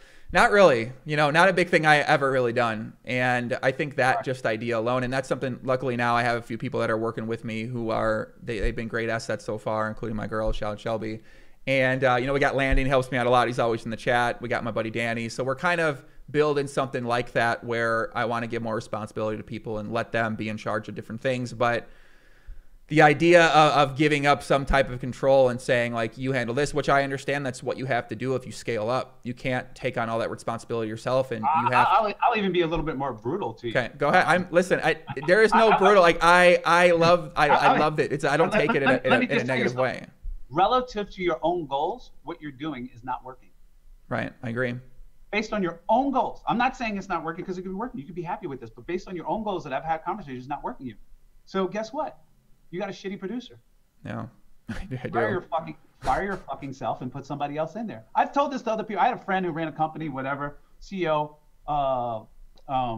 She runs a fashion brand, sells a lot of business, whatever. I said, I said, yeah, it's a great company, great designer, whatever, but your CEO sucks. She was a CEO. So you got to fire yourself. You got to put a real CEO in this company if you wanted to grow past this point. Mm-hmm. If you want to fucking be mom and pop and stay here forever, that's fine. But your shit's in chaos, your blah, blah, blah, your HR is whatever. You need somebody who knows this. When I ask a question, a metric, or this and that, they have the answers, and you don't. And it's not bad. It's like the most liberating thing I did. The reason why I'm able to do all this esoteric shit is that one day I finally stepped aside, hired a CFO, and hired this person, and hired a CIO. Or else I wouldn't be able to do this shit. I was like, I'm not effectively allocating my resource. I'm not that guy. Yeah, it's fun to be that guy and be in it. It feels great to be in control, but it was just holding me back. Right? And what would be your process for finding someone like this then? Ooh, that's a good question. I mean, that is, I just had another meeting, an investment meeting, and I say it all the time. It's like we never have a money problem. We have an HR problem. Mm-hmm. And so that HR problem of finding somebody who's hungry, wants to do it, produce a show, and shares your goals that's going to be the challenge, right?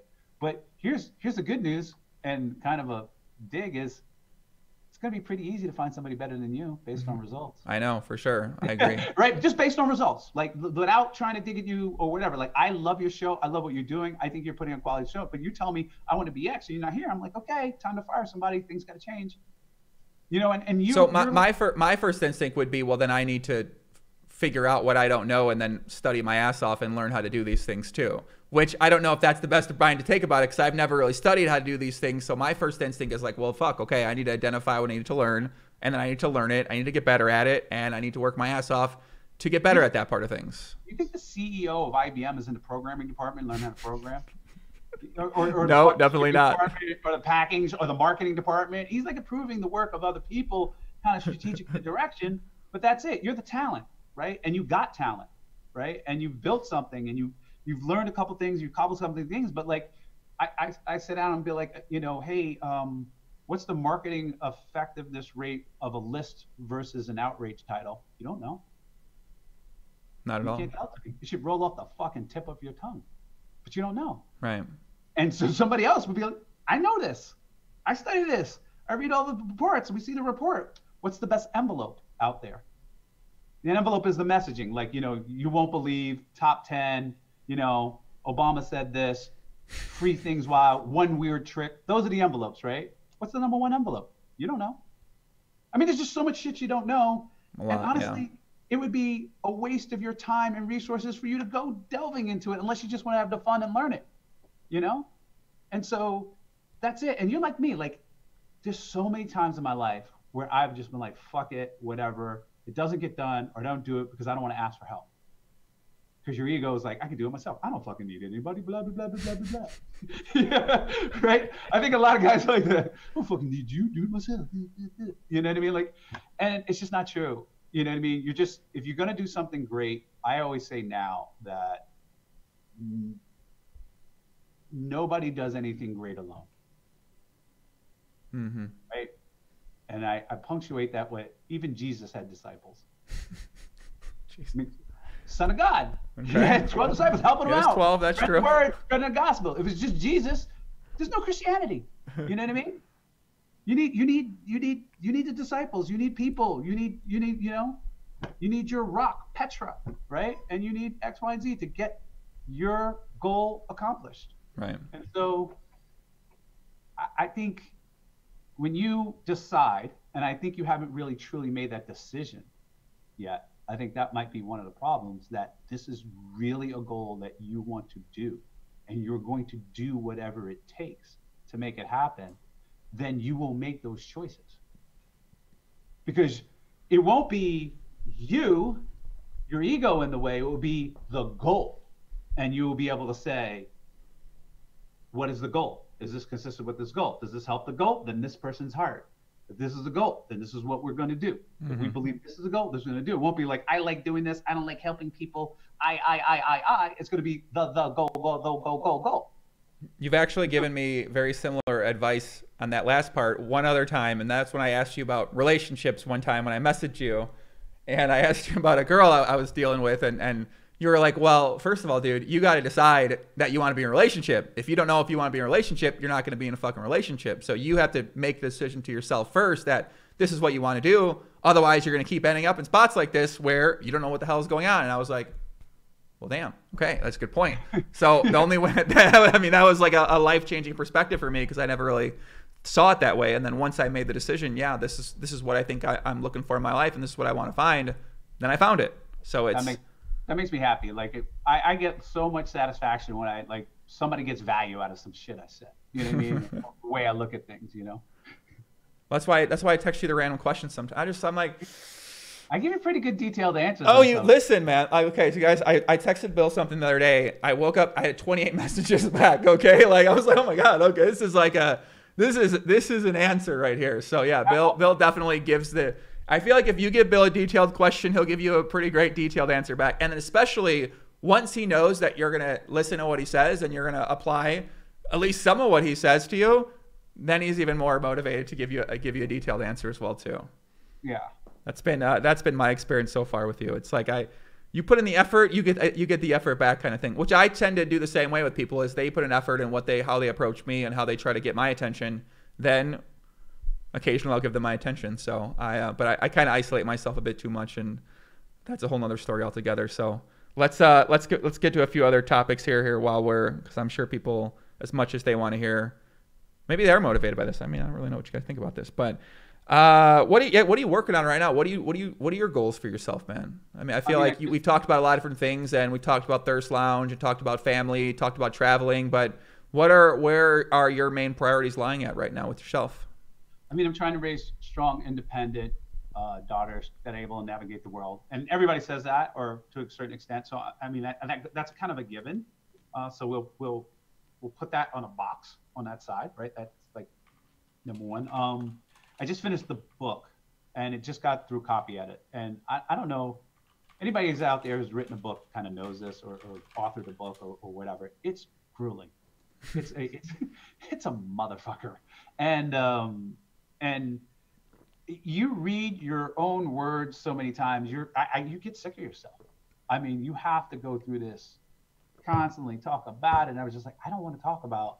I was to the point where I don't want to talk about it anymore. You know what I mean? And then it goes to the editor, and then you battle with the editor, and then it goes to copy edit, and then you battle with the copy editor, and then finally it's going to galleries, and then you have to go to marketing. So I've been dealing with that. I'm excited that it's finally done, right?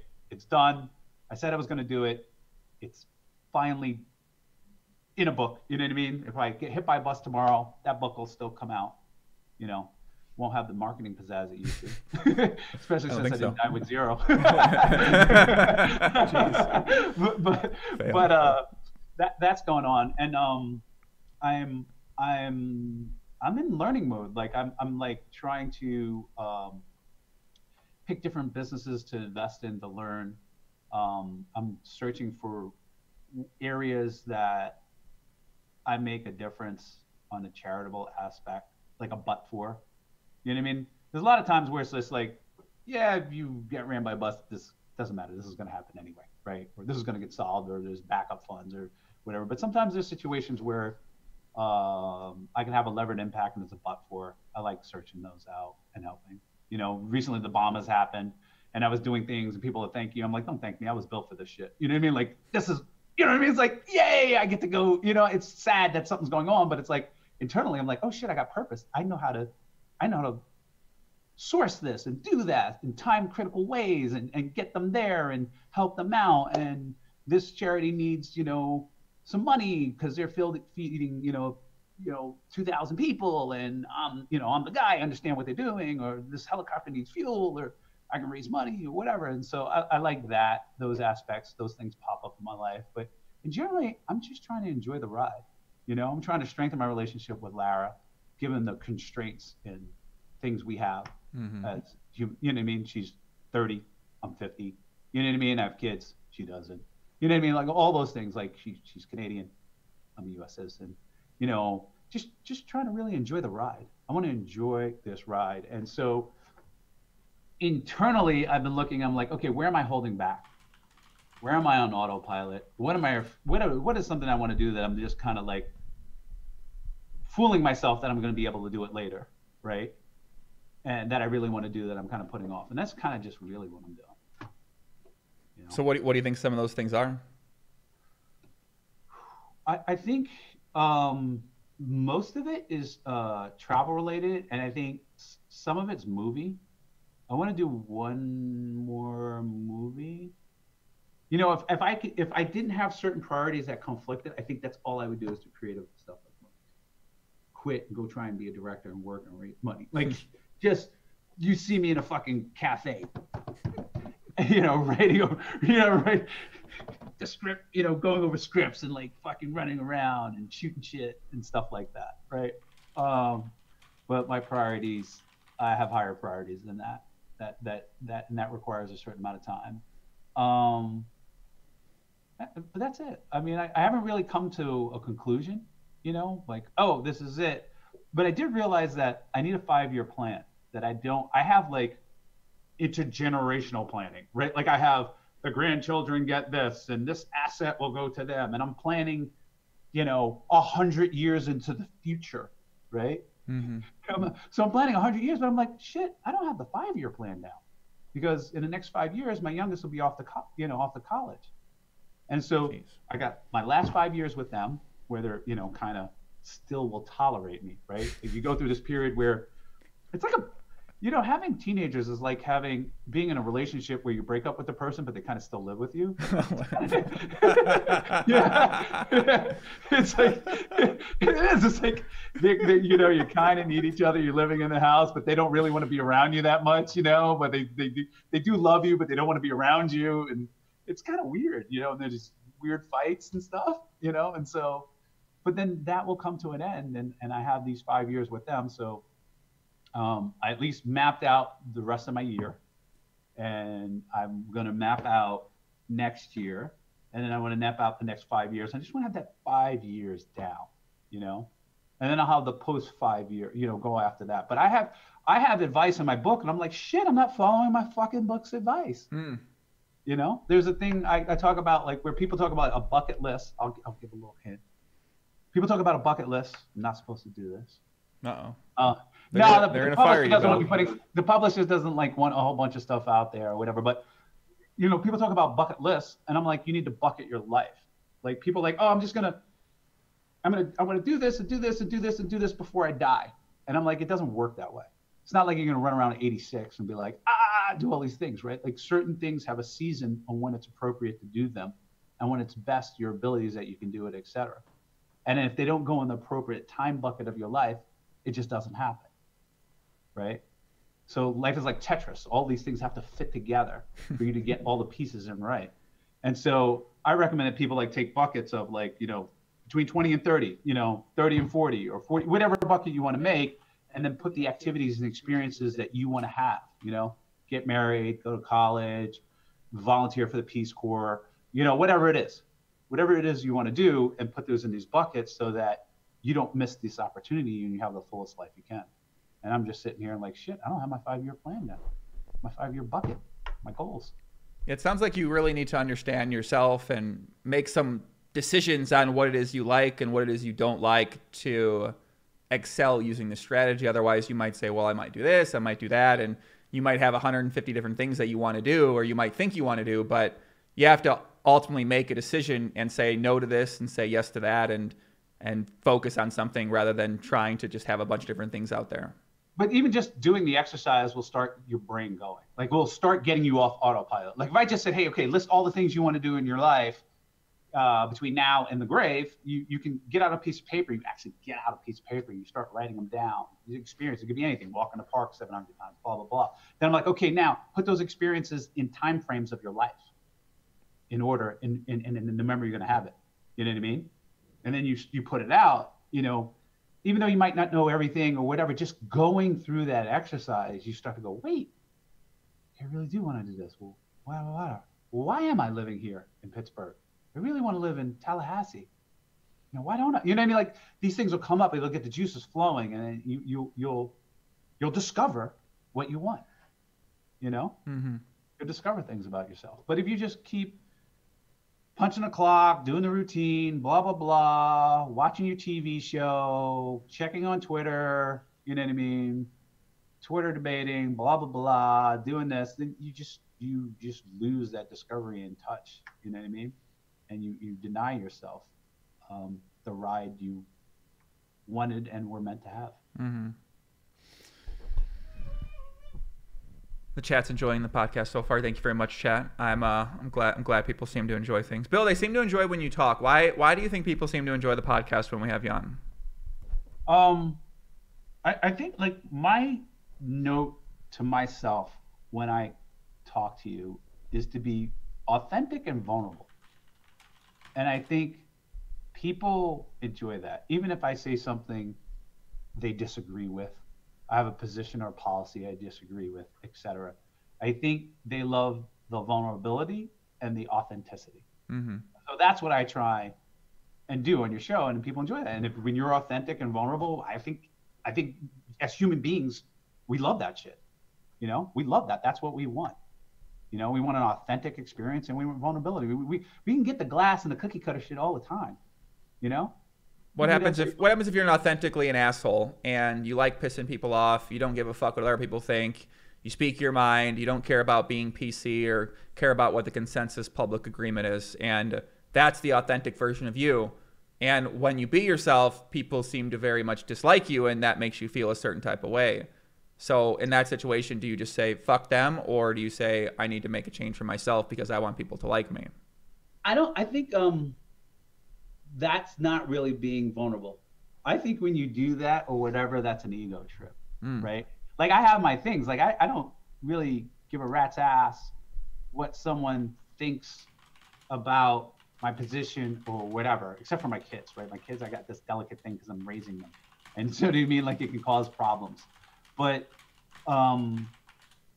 you know, I don't think that's being authentic. Like I like pissing people off or whatever. I think that's an ego power trip. I don't think that's really being authentic and vulnerable. You know what I mean? I think there are positions where I'm just like, you don't get it, buddy, and I don't care that you know what I mean? I have these battles on Twitter and like, you just don't get it. And I don't care. You know what I mean? And you know, but it's generally me to the extent that I can be me and answer honestly these questions without harming other people. See, I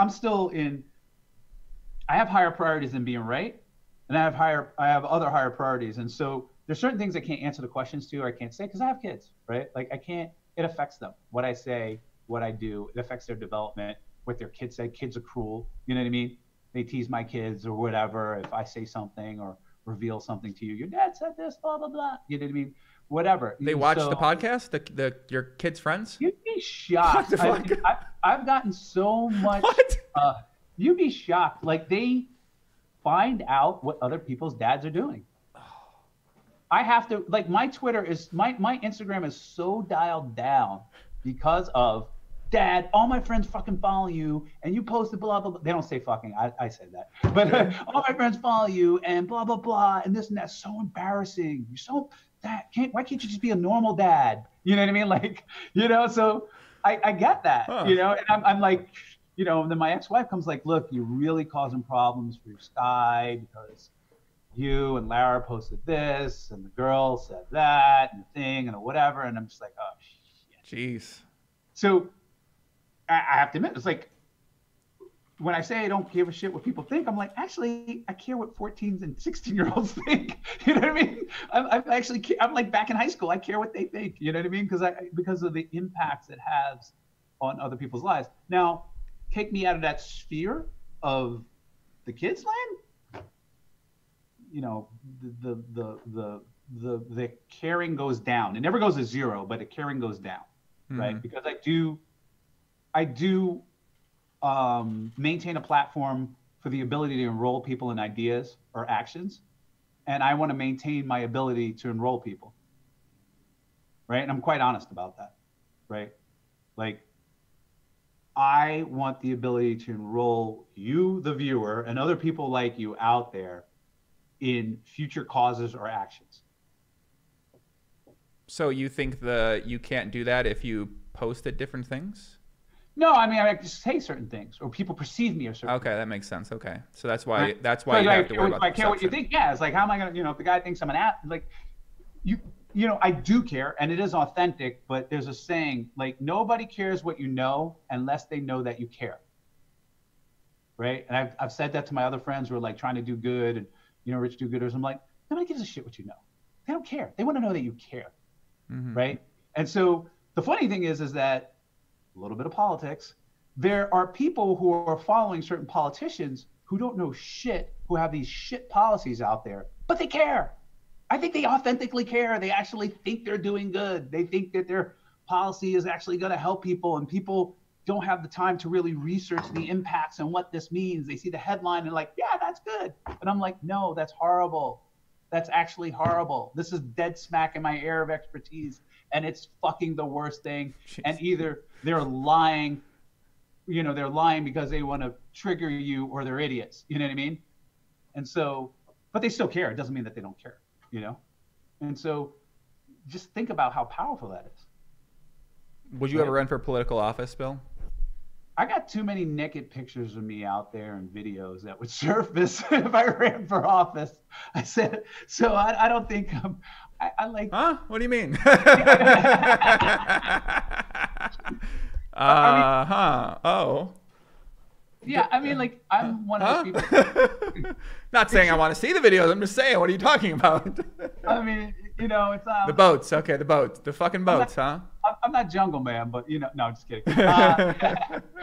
I'm saying just like there are things that if I like actually ran a marketing campaign to get on there, I couldn't get people to pay attention to. But if I was running for office, it would be like, Perkins, here he is in this situation, you know. So are we saying this would be bad for the political campaign, or couldn't we make an argument it'd be good for the campaign? I think a lot of people don't run for office or do stuff like that, not because of me, because I wouldn't care. I'd be like, here you go, keep it. You know what I mean? I was a little out of shape in that picture, but yeah, here you go. You know, it's the toll it takes on people's families. You know, it's not just the individual running. It's like they're all in business and whatever, and you got to hear all the fucking shit and the haters, and people are vicious out there, which I can take. You know, it's like, whatever, I know the game, right? But families can't take it. And honestly, it's a thankless job. And I also think that I'm more effective in the private sector than in the public. You know? So I think it's a worse job. It sucks. And I don't think it's as effective as in the public sector. Okay. And obviously the naked picture thing. Can you imagine what the kids at school would say to your daughters then if the naked photos came out too? It would just be,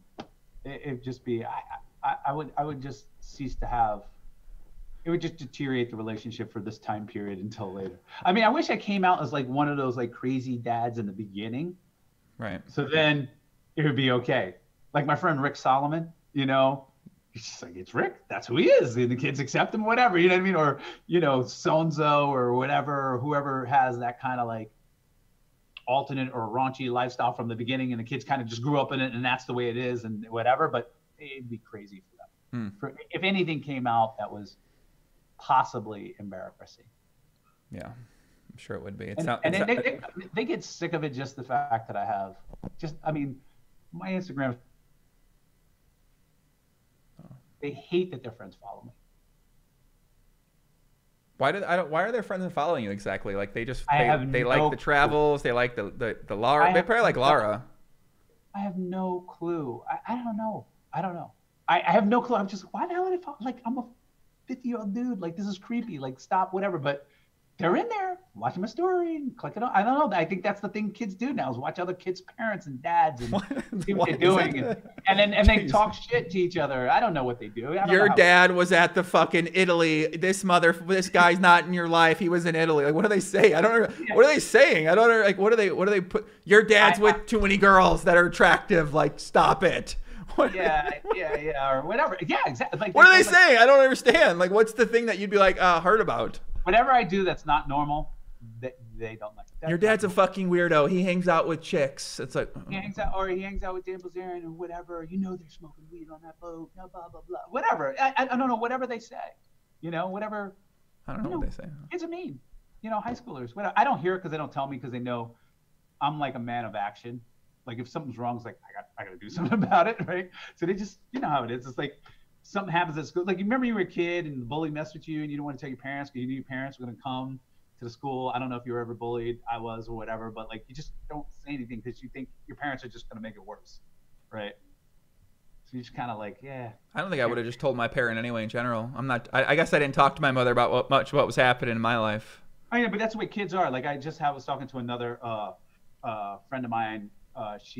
Her son kept coming home for school, making up excuses. I'm sick, I'm this or whatever. She's like, going to the nurse. She's like, all right, you come home, you're not playing video games or whatever. I know what's going on. And then he starts crying. He's like, this kid at school, he's bullying me on the day, whatever the thing is, right? And it's like, they don't want to tell you because you're going to make it worse, you know? Mm-hmm. So, and plus you're not cool anymore. You're just not cool. I was cool 7 years ago with my kids, you know? Not anymore. I think you'll have a renaissance. I think you'll have a comeback. Like once they get a certain age, like you all of a sudden become cool again once they enjoy maybe some of the things that you enjoy with your life. I think my name is so annoying. Bill so annoying Perkins. I think that's my kids, whatever. Well, I remember I saw you at the mall, and it was like 16 little like kids, and then your ex-wife, and then you or something like that, and I was like, Bill doesn't look like he's having a good time. I don't know if he's having a good time here. You're like, I'm like the credit card or something. I was like, okay. I have the credit card. I'm a glorified Sherpa. People think like I'm like my friends. I'm like, oh yeah. People think I'm a badass. I'm actually a great chauffeur. I'm like a great Uber driver. Except my kids would give me 2 stars. Like, Dad, you don't take me here. That's what your parents are supposed to do. You're supposed to drive us to stuff. Blah blah blah. Anyway, Uber. Enough the kid stuff. Yeah. Uber. Bill, we got a couple poker related questions. Bill, what's your craziest poker story and or swing that you've had in poker? What's the most you've won or lost in some type of crazy poker session? I think it's like $1 million. It's like $1 million to 2 million, like 1.3 million euro down or 2 million. I think I lost the most ever in our Houston game. I was just like, the craziest thing is, I can't even tell it because of it. Anyway, I was at a poker game, and I had something to drink. Okay. And literally vaporized with 4-5 suited on a bluff into a 4-way pot. You know what I mean? And that was kind of the craziest downswing ever. And I was feeling myself, and it was crazy. And I think the upswing was like $1.5 million. It was me at Dan's house. For whatever reason, I think one of the players, I was dating somebody that they liked, and they just wanted to punish me, but I just kept having the nuts and just call. It wasn't even nuts. It was like call, trips, cut, call, 2 pair, call. And they just dumped $1 million and some change into my lap for no apparent reason. And then you went and continued dating that girl that you were upset about?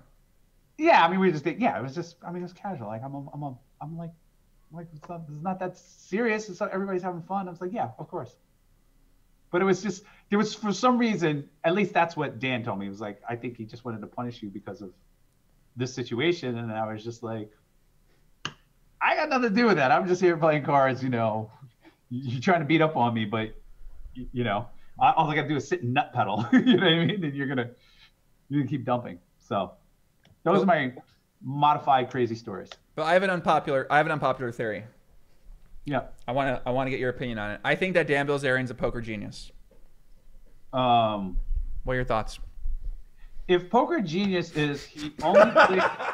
Okay. I don't mean it in the context that he is one of the best solver theoretical players. No. But my theory is that he understands that game selection is how you make money, and he went all in on the game selection, and he is a genius at winning at the game of poker. Correct. Yes. That is correct. And I've had this theory because everyone says he's like, he's a donk, he's this. I think that he is very calculated in what he does. He understands how to exploit weak players very well. He understands how to manufacture a certain perception about his image very well, which is clear because he does that on Instagram. He's very good at understanding marketing and understanding attention, understanding what gets people riled up and creates emotion. And when I listen to him talk in certain interviews, it feels like he almost started this Instagram because he thought it would get him more women or get him whatever, but he thought it would get him more access into certain poker games and to play with certain people at high stakes, and it would allow him to make more money because he gets to play with people who just want to play with him because he's some type of personality. I think that's like one of like 10 benefits of it. Like right. Dan understands the fame game very well. From a very cerebral perspective in terms of pre-selection, human, like if you're on a college campus and everybody's in a college, then that person's okay. You'll go out on a date with them, whatever. You're not going to once them over. You're more likely to drop your draws for somebody who's on the college campus versus some kid who's in the town and is not going to college, right? We're herd animals. So pre-selection is big, and fame is pre-selection, is the ultimate pre-selection. So he understands that, and that's for sex, for business deals, for getting into poker games, right? For whatever it is. And so he understands that power, the power of the setup. He understands that nobody can resist the effects of fame. Whatever your baseline is, it changes when somebody's famous around or perceived fame because of the pre-selection bias, right, that we have. And all kinds of other studies that you can look up in psychological studies. So he understands the power of fame. And in terms of like game selection, he'll tell you, he's like, you're not going to get Dan Bilzerian to put $10 million on a poker table unless he's better than you. And he knows that. Right. So he's not a good poker player, but when he plays the real big games, he's better than at least two people at the game, you know, and he understands that very well. Right. Like and Dan's honest about that. I know. I mean, I don't know if he's honest about it publicly, but he's very brutally honest about that. No, he is honest about this in interviews, and because I've been working on a theory about him. I want to make a video about him, about this. Just I just think he's a lot sharper at poker than people give him credit for, and he's got an excellently amazing winning strategy on how to be a winning poker player that a lot of people could really benefit from if they stop saying he's a fucking idiot at poker and say, no, this guy's actually got things figured out. And he plays a lot of hands, and he might play a lot of hands a certain way that you might not agree upon against great players, but against bad players who don't know what they're doing, this guy's destroying them because he's used to playing that type of style. Yeah, I mean, Dan plays differently based on the person and the stakes. Right. I can just tell you that right now. Like, Dan will lose if we go play 5-10 or 25-50. Dan is going to lose the maximum amount of buy-ins you ever thought possible. Because we're just fucking around. He's just fucking around, putting pressure on people, whatever. And everybody's reacting, and everybody's playing their best game and reading his tells and blah, blah. He's just having fun. You know what I mean? But you stick $10 million on that table, he's either not at the table or he's better than you. Mm. And so if the game starts before the game begins, then he's a genius. Right. Yeah, it seems like he's kind of gone away from poker now. I think you kind of mentioned a recent thing I watched is that now he discovered business, and that seems like a whole new challenge for him. And he's kind of with the CBD, with the Ignite brand, and there's only so many millions you're going to win off of a person or another person, and that people are better. And the game's gotten, he's not studying poker or whatever, and the game people are getting better, and he's like, okay, whatever. I took my $50 million or $55 million out of X, Y, and Z person, and you're not going to be able to pull that trick off too many times, right? Mm. And so it's also boring, It's boring. It's stressful. For poker has a lot of stress. It raises your cortisol. You're sitting for a long time period. It's bad for your health. He's very much into working out and staying in shape. You don't get it. You lose sleep. Sleep is so important. And all the studies on that. And so he's just like, yeah, fuck that shit. You know what I mean? Like it's not. It's not what he wants to do. He wants to grow this weed company now, get in cannabis and build a giant brand and monetize his fame into some company. Looks like he's got a pretty good marketing strategy, leveraging the women on a consistent basis. They all promote Ignite on their social media platforms. They're like at the forefront of the video content, so you always see them out there. And I'm assuming the product's good. I don't really know the difference between the CBD products. So I mean, like going into like that business, that whole CBD, weed, vapes, tobacco, cigarettes, whatever Ignite is going to be, the one thing Dan has is that people would spend X millions of dollars to get that type of marketing and coverage, especially internationally. Like Dan's actually more famous internationally than he is US, which is like you can't go into some of these countries and it's just a nutshell, right? We go some places just crazy. But so he's just taking that and attaching it to a product that he likes and loves. I mean, obviously Dan's a fan of weed and he's marrying it and trying to, grow a business and hiring a great team and go for it. I bought some shares. I'm in there for the college. Like, my best bud's going to do something. I bought shares for the college try. Mm-hmm. Plus I get to yell at him like, fucking go to work. You know what I mean? He's out in India right now or wherever he is. He went to Iceland and he was going to Mumbai, and then be in Thailand. He's doing a world tour on this stuff, et cetera. So, you can look at his numbers and his metrics. I mean, he has an audience. He has a fucking, a top 5 TV show if you want to compare it. Yeah. In terms of stuff going on. So. Yeah, it would seem hard for him not to do well with a product if he's going to market the product. Like, I mean, how can the product not be successful if he's going to put actual effort into marketing it? Well, I mean, he has to match the you know, he wouldn't be the best for, like, you know, Bible sales or you know what I mean? Maybe. No, you never know. I mean, I could come up with an idea for that. You know, or, you know, the product has to match, and I think this product matches. And then the one thing is that it's a global brand, and like global is hard. You know what I mean? And there's a lot of sharks out there in that space. Like, everybody's trying to get in a cannabis space, launch a brand, and do something, etc. So, I mean, he's a heavyweight in that fame game, you know, field, etc. But going into a brand of, you know, this big giant fishbowl of CBD and cannabis, like whatever, everybody's trying to get their eye on the prize, and vape products and cigarettes. It's like, you know, he's in the heavyweight club. You know what I mean?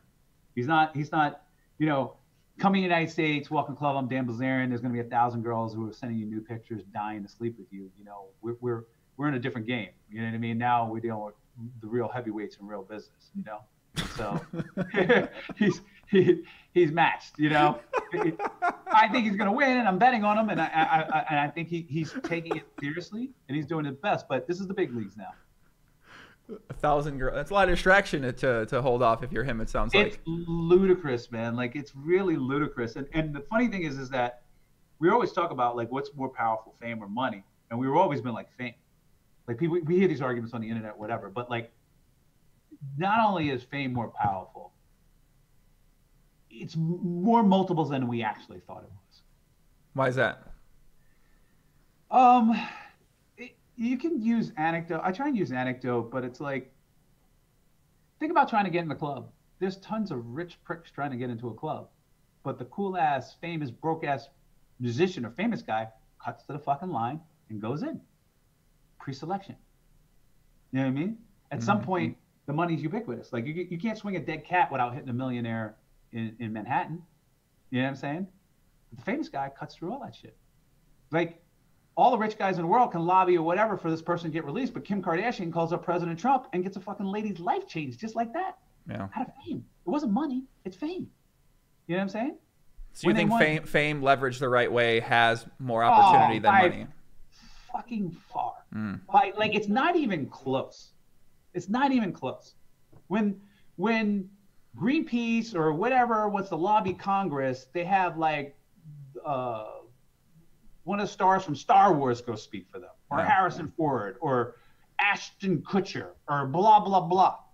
You know, not the expert who spent like 20 years of his lives researching this issue or whatever, or paying all the lobbyists on K Street. They get the famous person to go, and everybody's like, oh, wow, let's go. Look at the committee, and CNN's watching it, and blah, blah, blah. And then guess what? I've hacked everybody's fucking attention. And that's what fame does, right? Fame hacks people's attention. And then once your brain is open, I get to put in it what I want. Right? So whether that's sleep with me, save the whales, you know what I mean? Vote for me, vote for this guy. Once your brain is open, you know, I got, you know, I'm in. I got to channel in. Now I just, you know, got to tinker it right and mess with it. And when you can do that at scale, like, fame is crushes well. So for your own situation, how important is it to you to maintain a certain status or maintain a certain level of fame, or to potentially grow at the position that you're already at right now?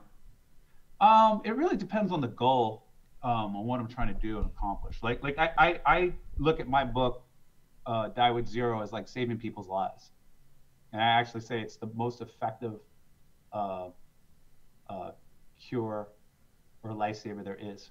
Like, for whatever they charge, $29.99, I'm gonna save you 6 months to a year of your life, easy, right? 2 years, 3 years, 4 years, 5 years, easy. And at the end of your life, when you have whatever ailment that comes with old age, you or your insurance company or whatever is gonna spend you're gonna spend around $1 million for like 3 to 6 months more of life. You can look up the numbers in the medical journals or whatever. You can see it out there. If you get like a blastoma in your brain, the medicine is going to give you 3 more months of life, or 6 months of life, for about $1 million, $500,000 to $1 million. My book's $29.95, or whatever it is they charge, whatever they say, $29 on sale for $10 on the Kindle, whatever the fuck the publisher says they're going to charge. I'm going to give you a year of fucking life at the best quality of life of time or whatever. And it's effective. And so if I could just go, the 2 most famous fucking people in the world, you guys go promote this book, like it's your book, I would do it. I didn't even write it. Take my name off the book. You know what I mean? Yeah. Your idea, your thing. You take all my stories, whatever, Will Smith or whoever the famous guy of choice. So the idea gets in many more people's heads, and I actually make a difference, right? I think you know a guy. I think you know a guy who might qualify for this. I mean, he was gonna do like Dan's got his own thing or whatever, but yeah, will he put a blurb or like read my boy's book or whatever? Yeah, he'll do that. You know, he'll do that thing. But I'm just saying, like, you know, that is so powerful, and I think it's very, very underappreciated. Yeah. I mean, think about it. Donald Trump's president. Imagine if Donald Trump didn't have The Apprentice and all the other bullshit beforehand. Wouldn't be president. No shot at being president. If someone wants to know, we're talking about Bill's future book, Die to Zero, coming out in 2020, and I think it's gonna be a banger. I'm very excited for this. The order is available now on Amazon and all the other places. You can go to diewithzerobook.com if you want to learn about it. Yeah, I've been looking at what other authors do on Twitter, specifically that platform, and kind of seeing different ways that they promote their books. And I think one guy I like is a guy named James Clear. He recently wrote a book called Atomic Habits, and I kind of like the way that he goes about writing his copy for tweets and how he shares part of his books, but he also gives you some implementable advice that you can take action on straight away in the content that he shares on social media. Yeah. So it does get a lot of engagement from that. So even if they don't buy your book, they still will at least take that piece of advice and associate you with that piece of advice, and then they'll share it with other people.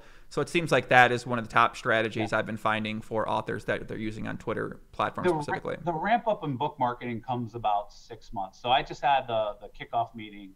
I mean, it's really a long, like, they plan the book before I'm writing it way out. And so they just had, hey, this is going to be this, and this is when we do copy. This is when we're going to release the galleys, which is kind of like the book in its book form and paperback, the way it's actually going to look when you read it.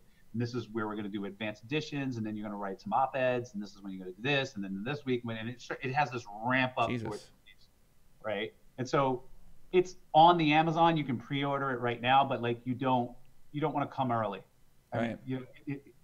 Can we? I got an idea. I got an idea for a challenge for you, kid. Okay. Do you think we can get you on the Joe Rogan podcast? Man, that would be for the book, around the book. How about this? Can it be done? Yes. Will it be done? I'm not sure. I would love to perfect. I would love to go on a Joe Rogan podcast. I really like what he does. I went there and watched when he interviewed Dan and hung out. But I don't think I'm in the caliber of his guests. I disagree completely, but I don't mean in terms of like what I have to say or the value of the book, etc.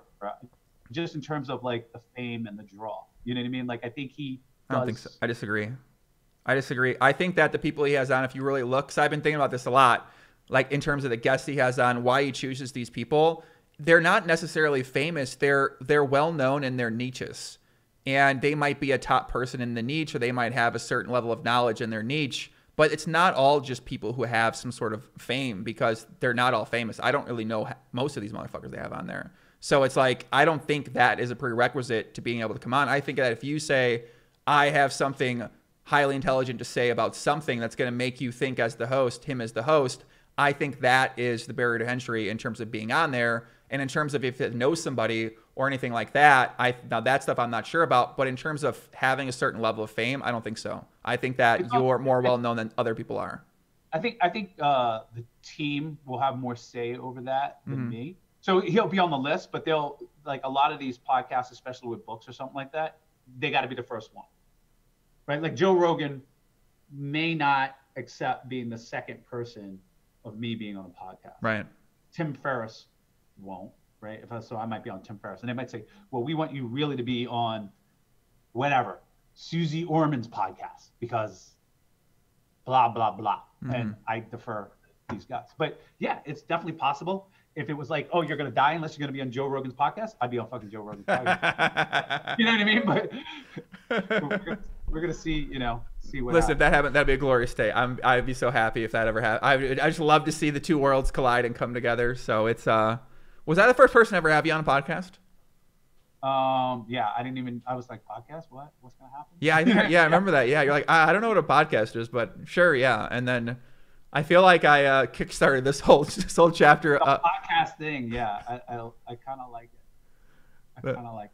That's awesome, man. I'm super happy for this. That you're finally that you. I mean, it's not even take that long really, because it came up with the idea, and then you start working on the idea. And now the idea's in the final stages, and then the book's gonna be released, and who knows what might happen? We could be a New York Times bestseller author, Bill Perkins. Like I think that's a total possibility as well. I think it'll happen. Yeah. Especially you'll get if you need, I feel like you're gonna start firing on money if you need to start firing on the Twitter like that. I'm gonna fire enough bullets to get that. Okay, I was gonna say yeah. But the book isn't like, would I like to have a book that made me a bunch of money? Yeah, sure, why not? But it's really about getting the message out, and so that means I got to get the book in people's hands, people talking about it, at least one person who reads it, who talks to his friends, etc. And the more I have, the more people out there, because literally in my mind, I think I'm saving lives. Right. Like I literally think I'm saving lives. And so I'm like, it's greater than, the cost of X to get these eyeballs, etc., or people to buy the book. But I got to get people buying the fucking book. Yeah. And so, I'm willing to fire to make that happen. Like really fire. I believe you. Trust me. I'm not questioning this one.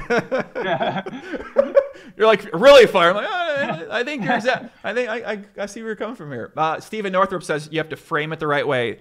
The billionaire who wants to go broke. That's your envelope. If I was a billionaire, I would put that in there. But that happens. I guess we'll take a couple more questions, then we'll get things wrapped up here. So young Bill can get on his day here down in Houston. Well, kind of talking about the idea of fame, and something I've been thinking about a lot lately is just the idea of growing poker and the idea of marketing poker and getting the game of poker out there. And it seems like we're going in the opposite direction with what I'm seeing from content and engagement and discussion about what's happening in the community. And from your position, what kind of perspective could you add on better ways the community or the companies can market their content or these great players that play this game? Yeah, I think, first let me speak to like the difficulties, because poker is still niche. Like I think at the beginning of the podcast, I told you like Twitch has 100 million people following tags, right? It's 100 and growing, and poker is 1 million, right? That will actually have hashtag, and they're probably also following like this game and that game or whatever. So 1%. Right. So it's a small number, right? You're trying to grow that and get people. And I think we got to bring in, I mean, it's great to have the superstars on, but that's only great for us. Right.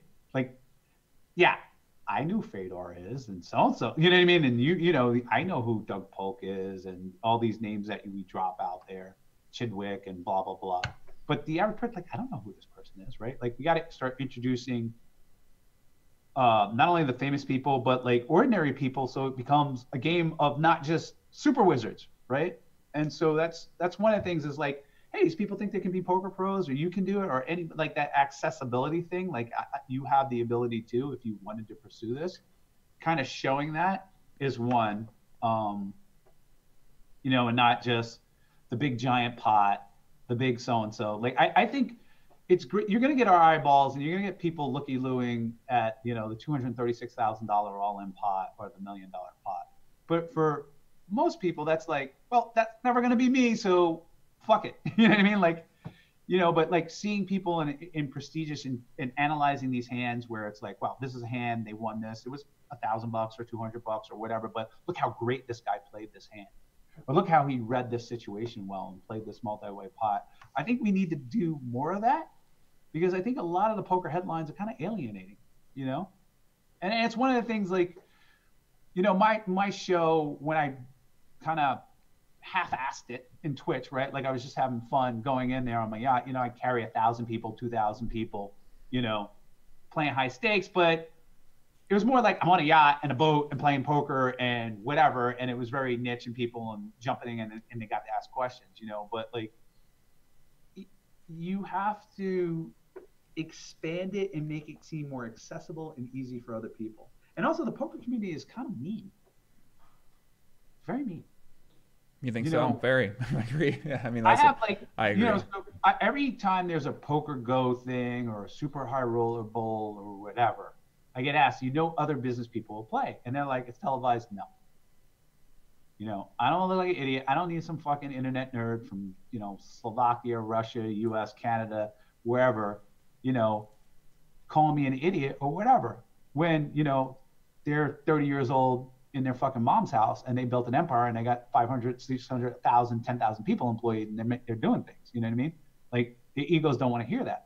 And so I think the content creators and the people who review this need to consider that, right? On how they're treating the people they're reviewing or whatever. And I on my show, I like the rules. We have our rules, and I'm like, look, you cannot. There's no shame. You can say that was a bonehead play or blah blah blah, but you cannot say you're a bonehead or you're an idiot. And there's a big difference, right? Like you did something bad or something embarrassing, but not shameful, right? Like you are a shame or you are an idiot or you whatever, because they're not idiots. I mean, they're just not poker players. They didn't put in the effort. They didn't study. They didn't do X, Y, and Z. They haven't done this enough time. They're recreational players. And I think poker needs to be more inclusive, both on the stakes and how they treat people. Yeah, that makes a lot of sense. I think anytime we see people play on a stream and that they don't do something that's in the ordinary, that is what the comments are. On Live with the Bike Chat, or on the Twitch stream, on Twitter, like people just will put you down relentlessly and make fun of you and say you're fucking this or you're that or whatever. Yeah, that's got to be. I imagine for those people, that's they don't want to see that. They don't want to deal with that. They don't want to know that's happening. They just rather stay away from that. I think at a certain level, that's going to be in anything you do in life, right? Like there's always haters. There's always people that like relish in your failure. Like one of my favorite sayings is people like a success, but they love a failure. And because failure validates their own fears of not trying, right? So you go out and try and do something great and they're like, oh shit, why didn't I do that? Blah, blah, blah. You fall on your face, you validate their fears of not trying, right? When you succeed, you expose their cowardice, right? And that's the hater in everybody, right? Like, oh fuck, like even me, like, oh shit, why didn't I do that? Well, whatever. Oh, you failed. Oh, whatever. You can't be done. Whatever. I'm right to be safe in my cocoon here. And so business people are very, very familiar with that. It's when the higher level commentators and other people with bigger audiences start coming in and attacking and whatever. And it doesn't even have to be directly towards them. They see it with other people and they're like, well, fuck, if that's how they're going to do it so-and-so, what are you going to do with my bonehead ass when I, try some crazy play that was ill-advised on a, flush board where the guy was never folding or something like that. You know what I mean? Like I was never getting called with worse or something like that. Whatever the bonehead play of the day is that we all do and we all make mistakes. Nobody plays perfect poker. If you think you do, I got a computer to play you. You know what I mean? And so, like it's that is kind of shooting the ecosystem. So you think when somebody like my man Doug Polk goes on YouTube and he's saying this guy made a terrible play and he's making jokes in the video about the play and that type of stuff like that, you think other people see that and they say, well, I don't want to be a part of that. I don't want to deal with that at all. I've seen a couple of Doug Polks and there's some of them where I felt like he crossed the line and some of them where I thought it's funny and it's like, it's right there. You know what I mean? Like it's, it seemed like it's good natured fun and it's not like, well, this guy is like completely making a mockery of it. But I've seen times where it was just like, I think you crossed the line and you're alienating some people. It's like, why, it's like, you have to call it as it is. Like if you're a sportscaster for the home team, you have to call it as it is. The guy got beat, you got to call him he got beat. If you got to go whatever, but you're not like, he sucks, I don't know, whatever, like blah, blah, blah, you know what I mean? Like there's a line you don't cross. Like you have to call it what it is. Like this is not a good play or whatever and stuff like that. And then you also have to do it, if you're going to go into like the entertaining line, I think you have to do it with people, one, that can take it and it's entertaining and people, the audience know it's entertaining. Like that's, if you're the wild and crazy over bluffer poker player and you're known for that and he's saying, so-and-so his style, Rob unafraid to call with 6, 4, 7, 5 suited or whatever he called, you know what I mean? Like it's going to be okay. But then when you're like, you're really needling and embarrassing somebody online, people are like, oh shit, I don't want that. I don't got time for that in my life. Mm-hmm. You know what I mean? I don't need that out there forever on the internet where people go look at it when they Google my name and I'm a known entity in my field, whether it's, real estate or hospitals or whatever the fuck they're doing. You know what I mean? They're like, I ain't got time for that. I don't need that, and they're just not going to step in that arena. And then it's like, the events suffer. You get the same people. You get fatigue. You know what I mean? And I go 5 people like that right off the bat. They're like, I'm not dealing with that shit. Wow. I guess I don't really know a way that's going to change, because as long as people are still going over hands, people are still going to be critical of other people's plays, and that kind of thing isn't going to go away unless people change their style and change the approach. But look, like the random person in their bathroom at the house talking shit, that's okay. It's when you elevate it to like the people that have 60,000, 100,000, 200,000 followers, and they're known for doing this. This is their business model, and they're doing it. Then it's really bad. Yeah. Like, we can handle the clowns, right, and the people and the haters. It's when the industry professionals are treating you like shit. It's like, nope, sorry, you really don't want me. Yeah. You go ahead and hang out with your fishbowl. It's not gonna grow. Yeah, I mean, that's the way I've always seen it, in that when I talk about other play, I'm never trying to be critical of anyone's play or anything like that. And even though, you might not be saying, okay, well, like, you shouldn't do that play. I just don't like that. I don't like the idea of putting people down, saying they're bad. That's how they want to fucking play. Like, if you want to fucking play like that, you play however you want to play, man. Like, I don't think it's a good way to go upon doing it either, and to be. But if that's your business model at the same time, I slightly disagree with you. sense. I think it's okay to say something that when it's wrong, it's wrong. Or wait, Okay. in my opinion, in your opinion, it's wrong. It's like, the play is wrong. It's like, I think it's wrong to say, oh yeah, this was a bonehead play, or that was, whatever, because this is the reasons why. But to call somebody, but like, you are a bonehead. Look how much of a bonehead this person is. Blah blah blah. That's the line. You know what I mean? And that makes sense. It's the action or the person. You know what I mean?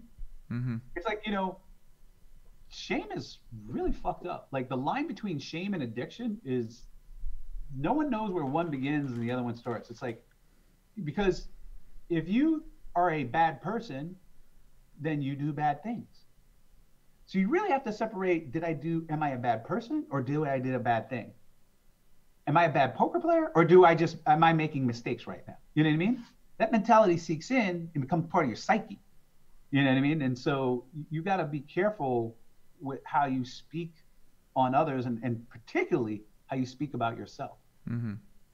You hear people like, oh, I'm such an idiot, or such a bad person, or I'm such a whatever. Well, then you find yourself in a situation like, well, I'm a bad person. I might as well do a bad perfect thing too. I'm going to cheat on this girl, or I'm going to do whatever. I'm going to drink the drink, or I'm going to, shoot the heroin, or whatever it is, right? Okay. We got extreme bad. I'm kidding. I'm just joking. We went straight to heroin, we went deep. It's like, whoa, okay. We're elevating there quickly. Okay. Yeah, that mentality goes, right? Anyway, the boat party. The boat. I don't know what's happening on that boat. Listen, we're not talking about what's happened on the boat, guys. Calm down, okay? We don't know what happened on the boat. We don't know what happened on the boat. But yeah, I'm going to be curious to see what other people think about that. I'm definitely going to share that. I guess I'm thinking also mainly, I feel like the players themselves who are the best players aren't necessarily, if you don't promote yourself in poker, it seems like you're not going to be promoted by anyone else. And there isn't really a media company that's incentivized to promote the professionals, because they're not directly linked to them. Whereas like Full Tilt before promoted pros, ESPN promoted professionals because ESPN realized, if we make these guys characters, poker's going to get bigger. It'll be better for our show. And it seems like a lot of the companies in poker now don't take that same approach, where they're like, let's invest a little bit to promote these certain players who are showing up to our events and who have these stories, and they might not be emotional at the table, but they're still pursuing to become the best in the entire world that they can be. So I feel like that the content isn't being created around these people, and they're not going to create it themselves. So it's not that big of an incentive anymore, because the market is so fragmented. They destroyed the U.S., right? Vegas basically lobbied poker. For all those people that like big government out there, especially poker players out there, it's like, the reason why you don't have online poker in the U.S. is because one person. I won't name the name. Okay. They own a Vegas casino. I think we know who you're talking about. And whatever. And they and they shut down poker in many different ways, right? Got the DOJ to change a ruling, whatever, and blah, blah, blah. And everybody say, well, the problem is this guy. No, the problem is in the power of the government to do that. You know what I mean? Mm-hmm. That's the problem. But anyway, you know, given that you don't have that, the model, the like, how do they monetize the poker business? You know what I mean? How are they monetizing the fame and the media and everything like that? So it's left to, you know, the independents have all stepped up, you know, yourself, Polk and everybody, the Twitch streamers, right? They're keeping the game alive, right? Like Pretty going much, out. yeah. They're keeping it alive amongst ourselves, and they're trying to draw other people in who find them entertaining and bringing it out. And I think, like, while we're still in this mode where you can't have online, you know, it's not easy for everybody to go play poker, right? Where they got to, you know, they got to drive to a casino, Right. they got to get their buddies together, you know, just not be able to pop online. You know, everybody else is just fighting a good fight, fighting an uphill battle, I think, in terms of the media game. Mm-hmm. Yeah, it would seem that way. It's definitely the way it seems. And yeah, I don't know. I'd like to see a little more effort put in by other companies out there, other people out there to promote players and creative ideas and just getting attention for the things that happen in the game. It seems like people aren't very good at getting attention to the moments that take place in whatever it is they create.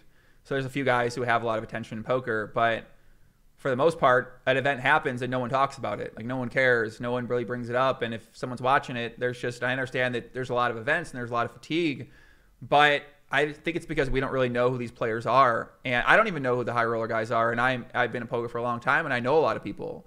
And I think these guys, once I get to know them, I have them on a podcast, I feel like I find them very interesting. And there's interesting parts about them that you could then promote and say, okay, here's your takeaway for these people. Here's what you should know about this person.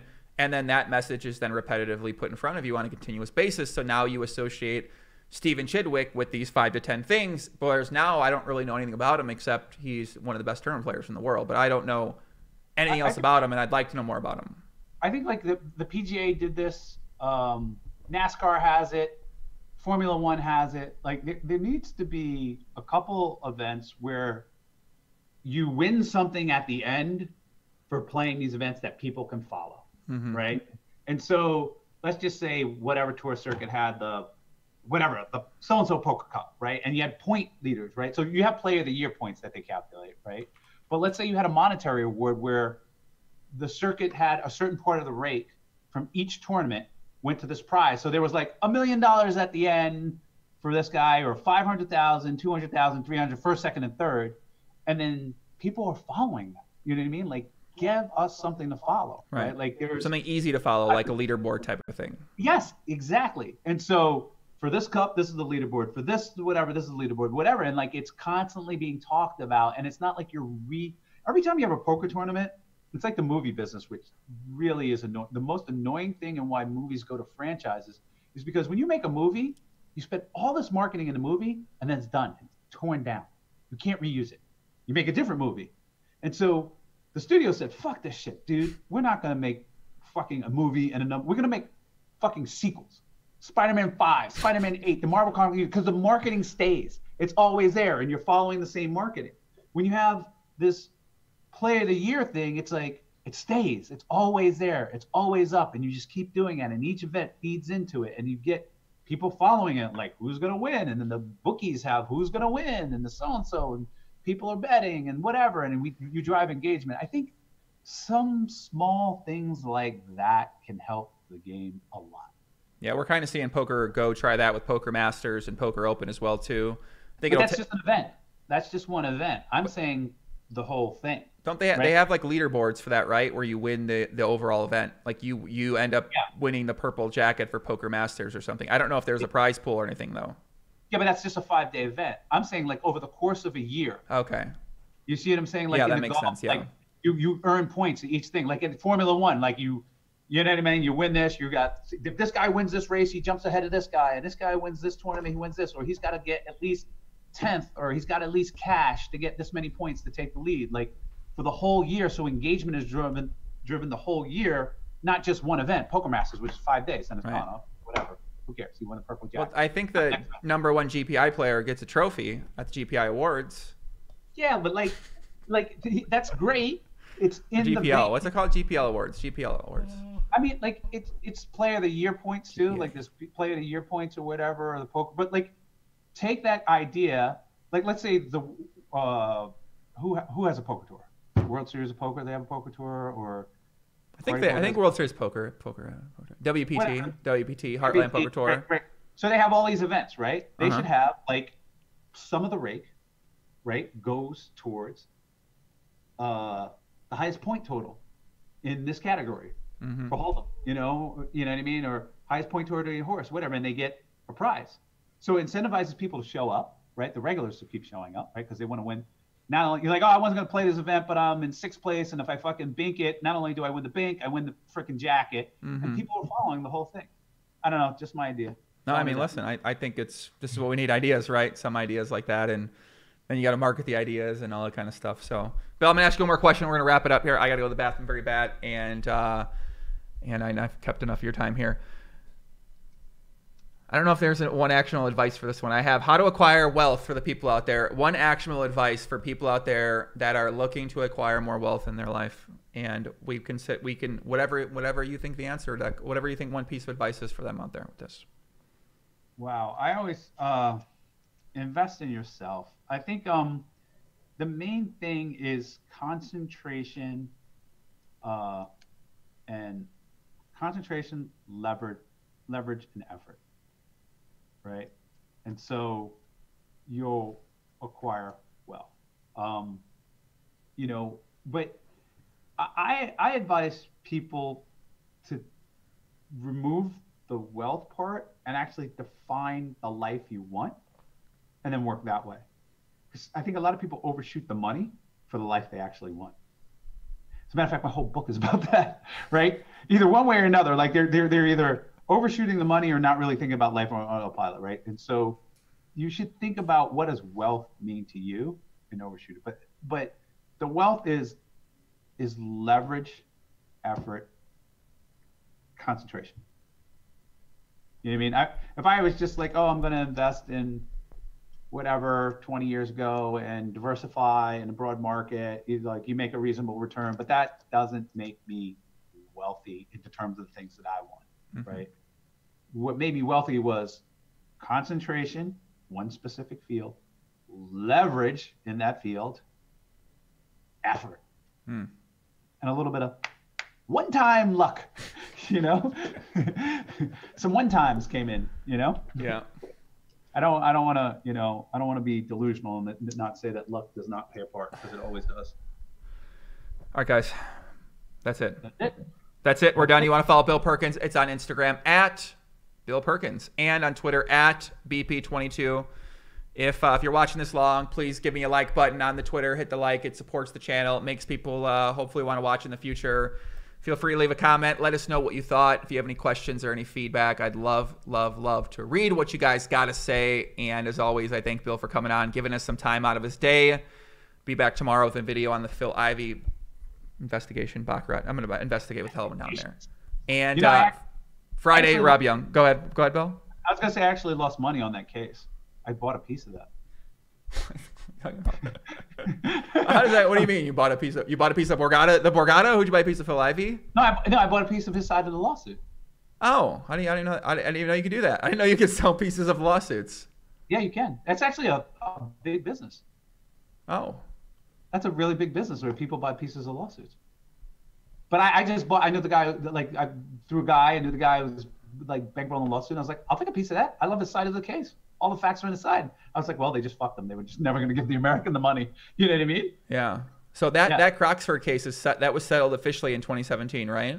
Yeah. Is he still appealing that in the High Court in London? No, he lost it. He lost it. I think he lost it. I don't know if he can appeal, but I lost whatever I put in. I lost. Okay. I mean, the decision came out and was like, well, there goes that money. And now the Borgata one, it seemed. I think last I read they're asking for 10 million plus potential damages as well too, and yeah, then he has no money in his bank account. They say he's got zero. And I'm okay. So I really, really, really disagree with the rulings on these cases. But hey, I'm not a judge. Yeah. Anyway, sorry, I do want to mess your end roll up. Oh, it's Go okay. Back. It's Back to the end roll. It's okay. It's all good. Guys, that's it. Talk to you guys later. Thank you very much. And peace out. Adios.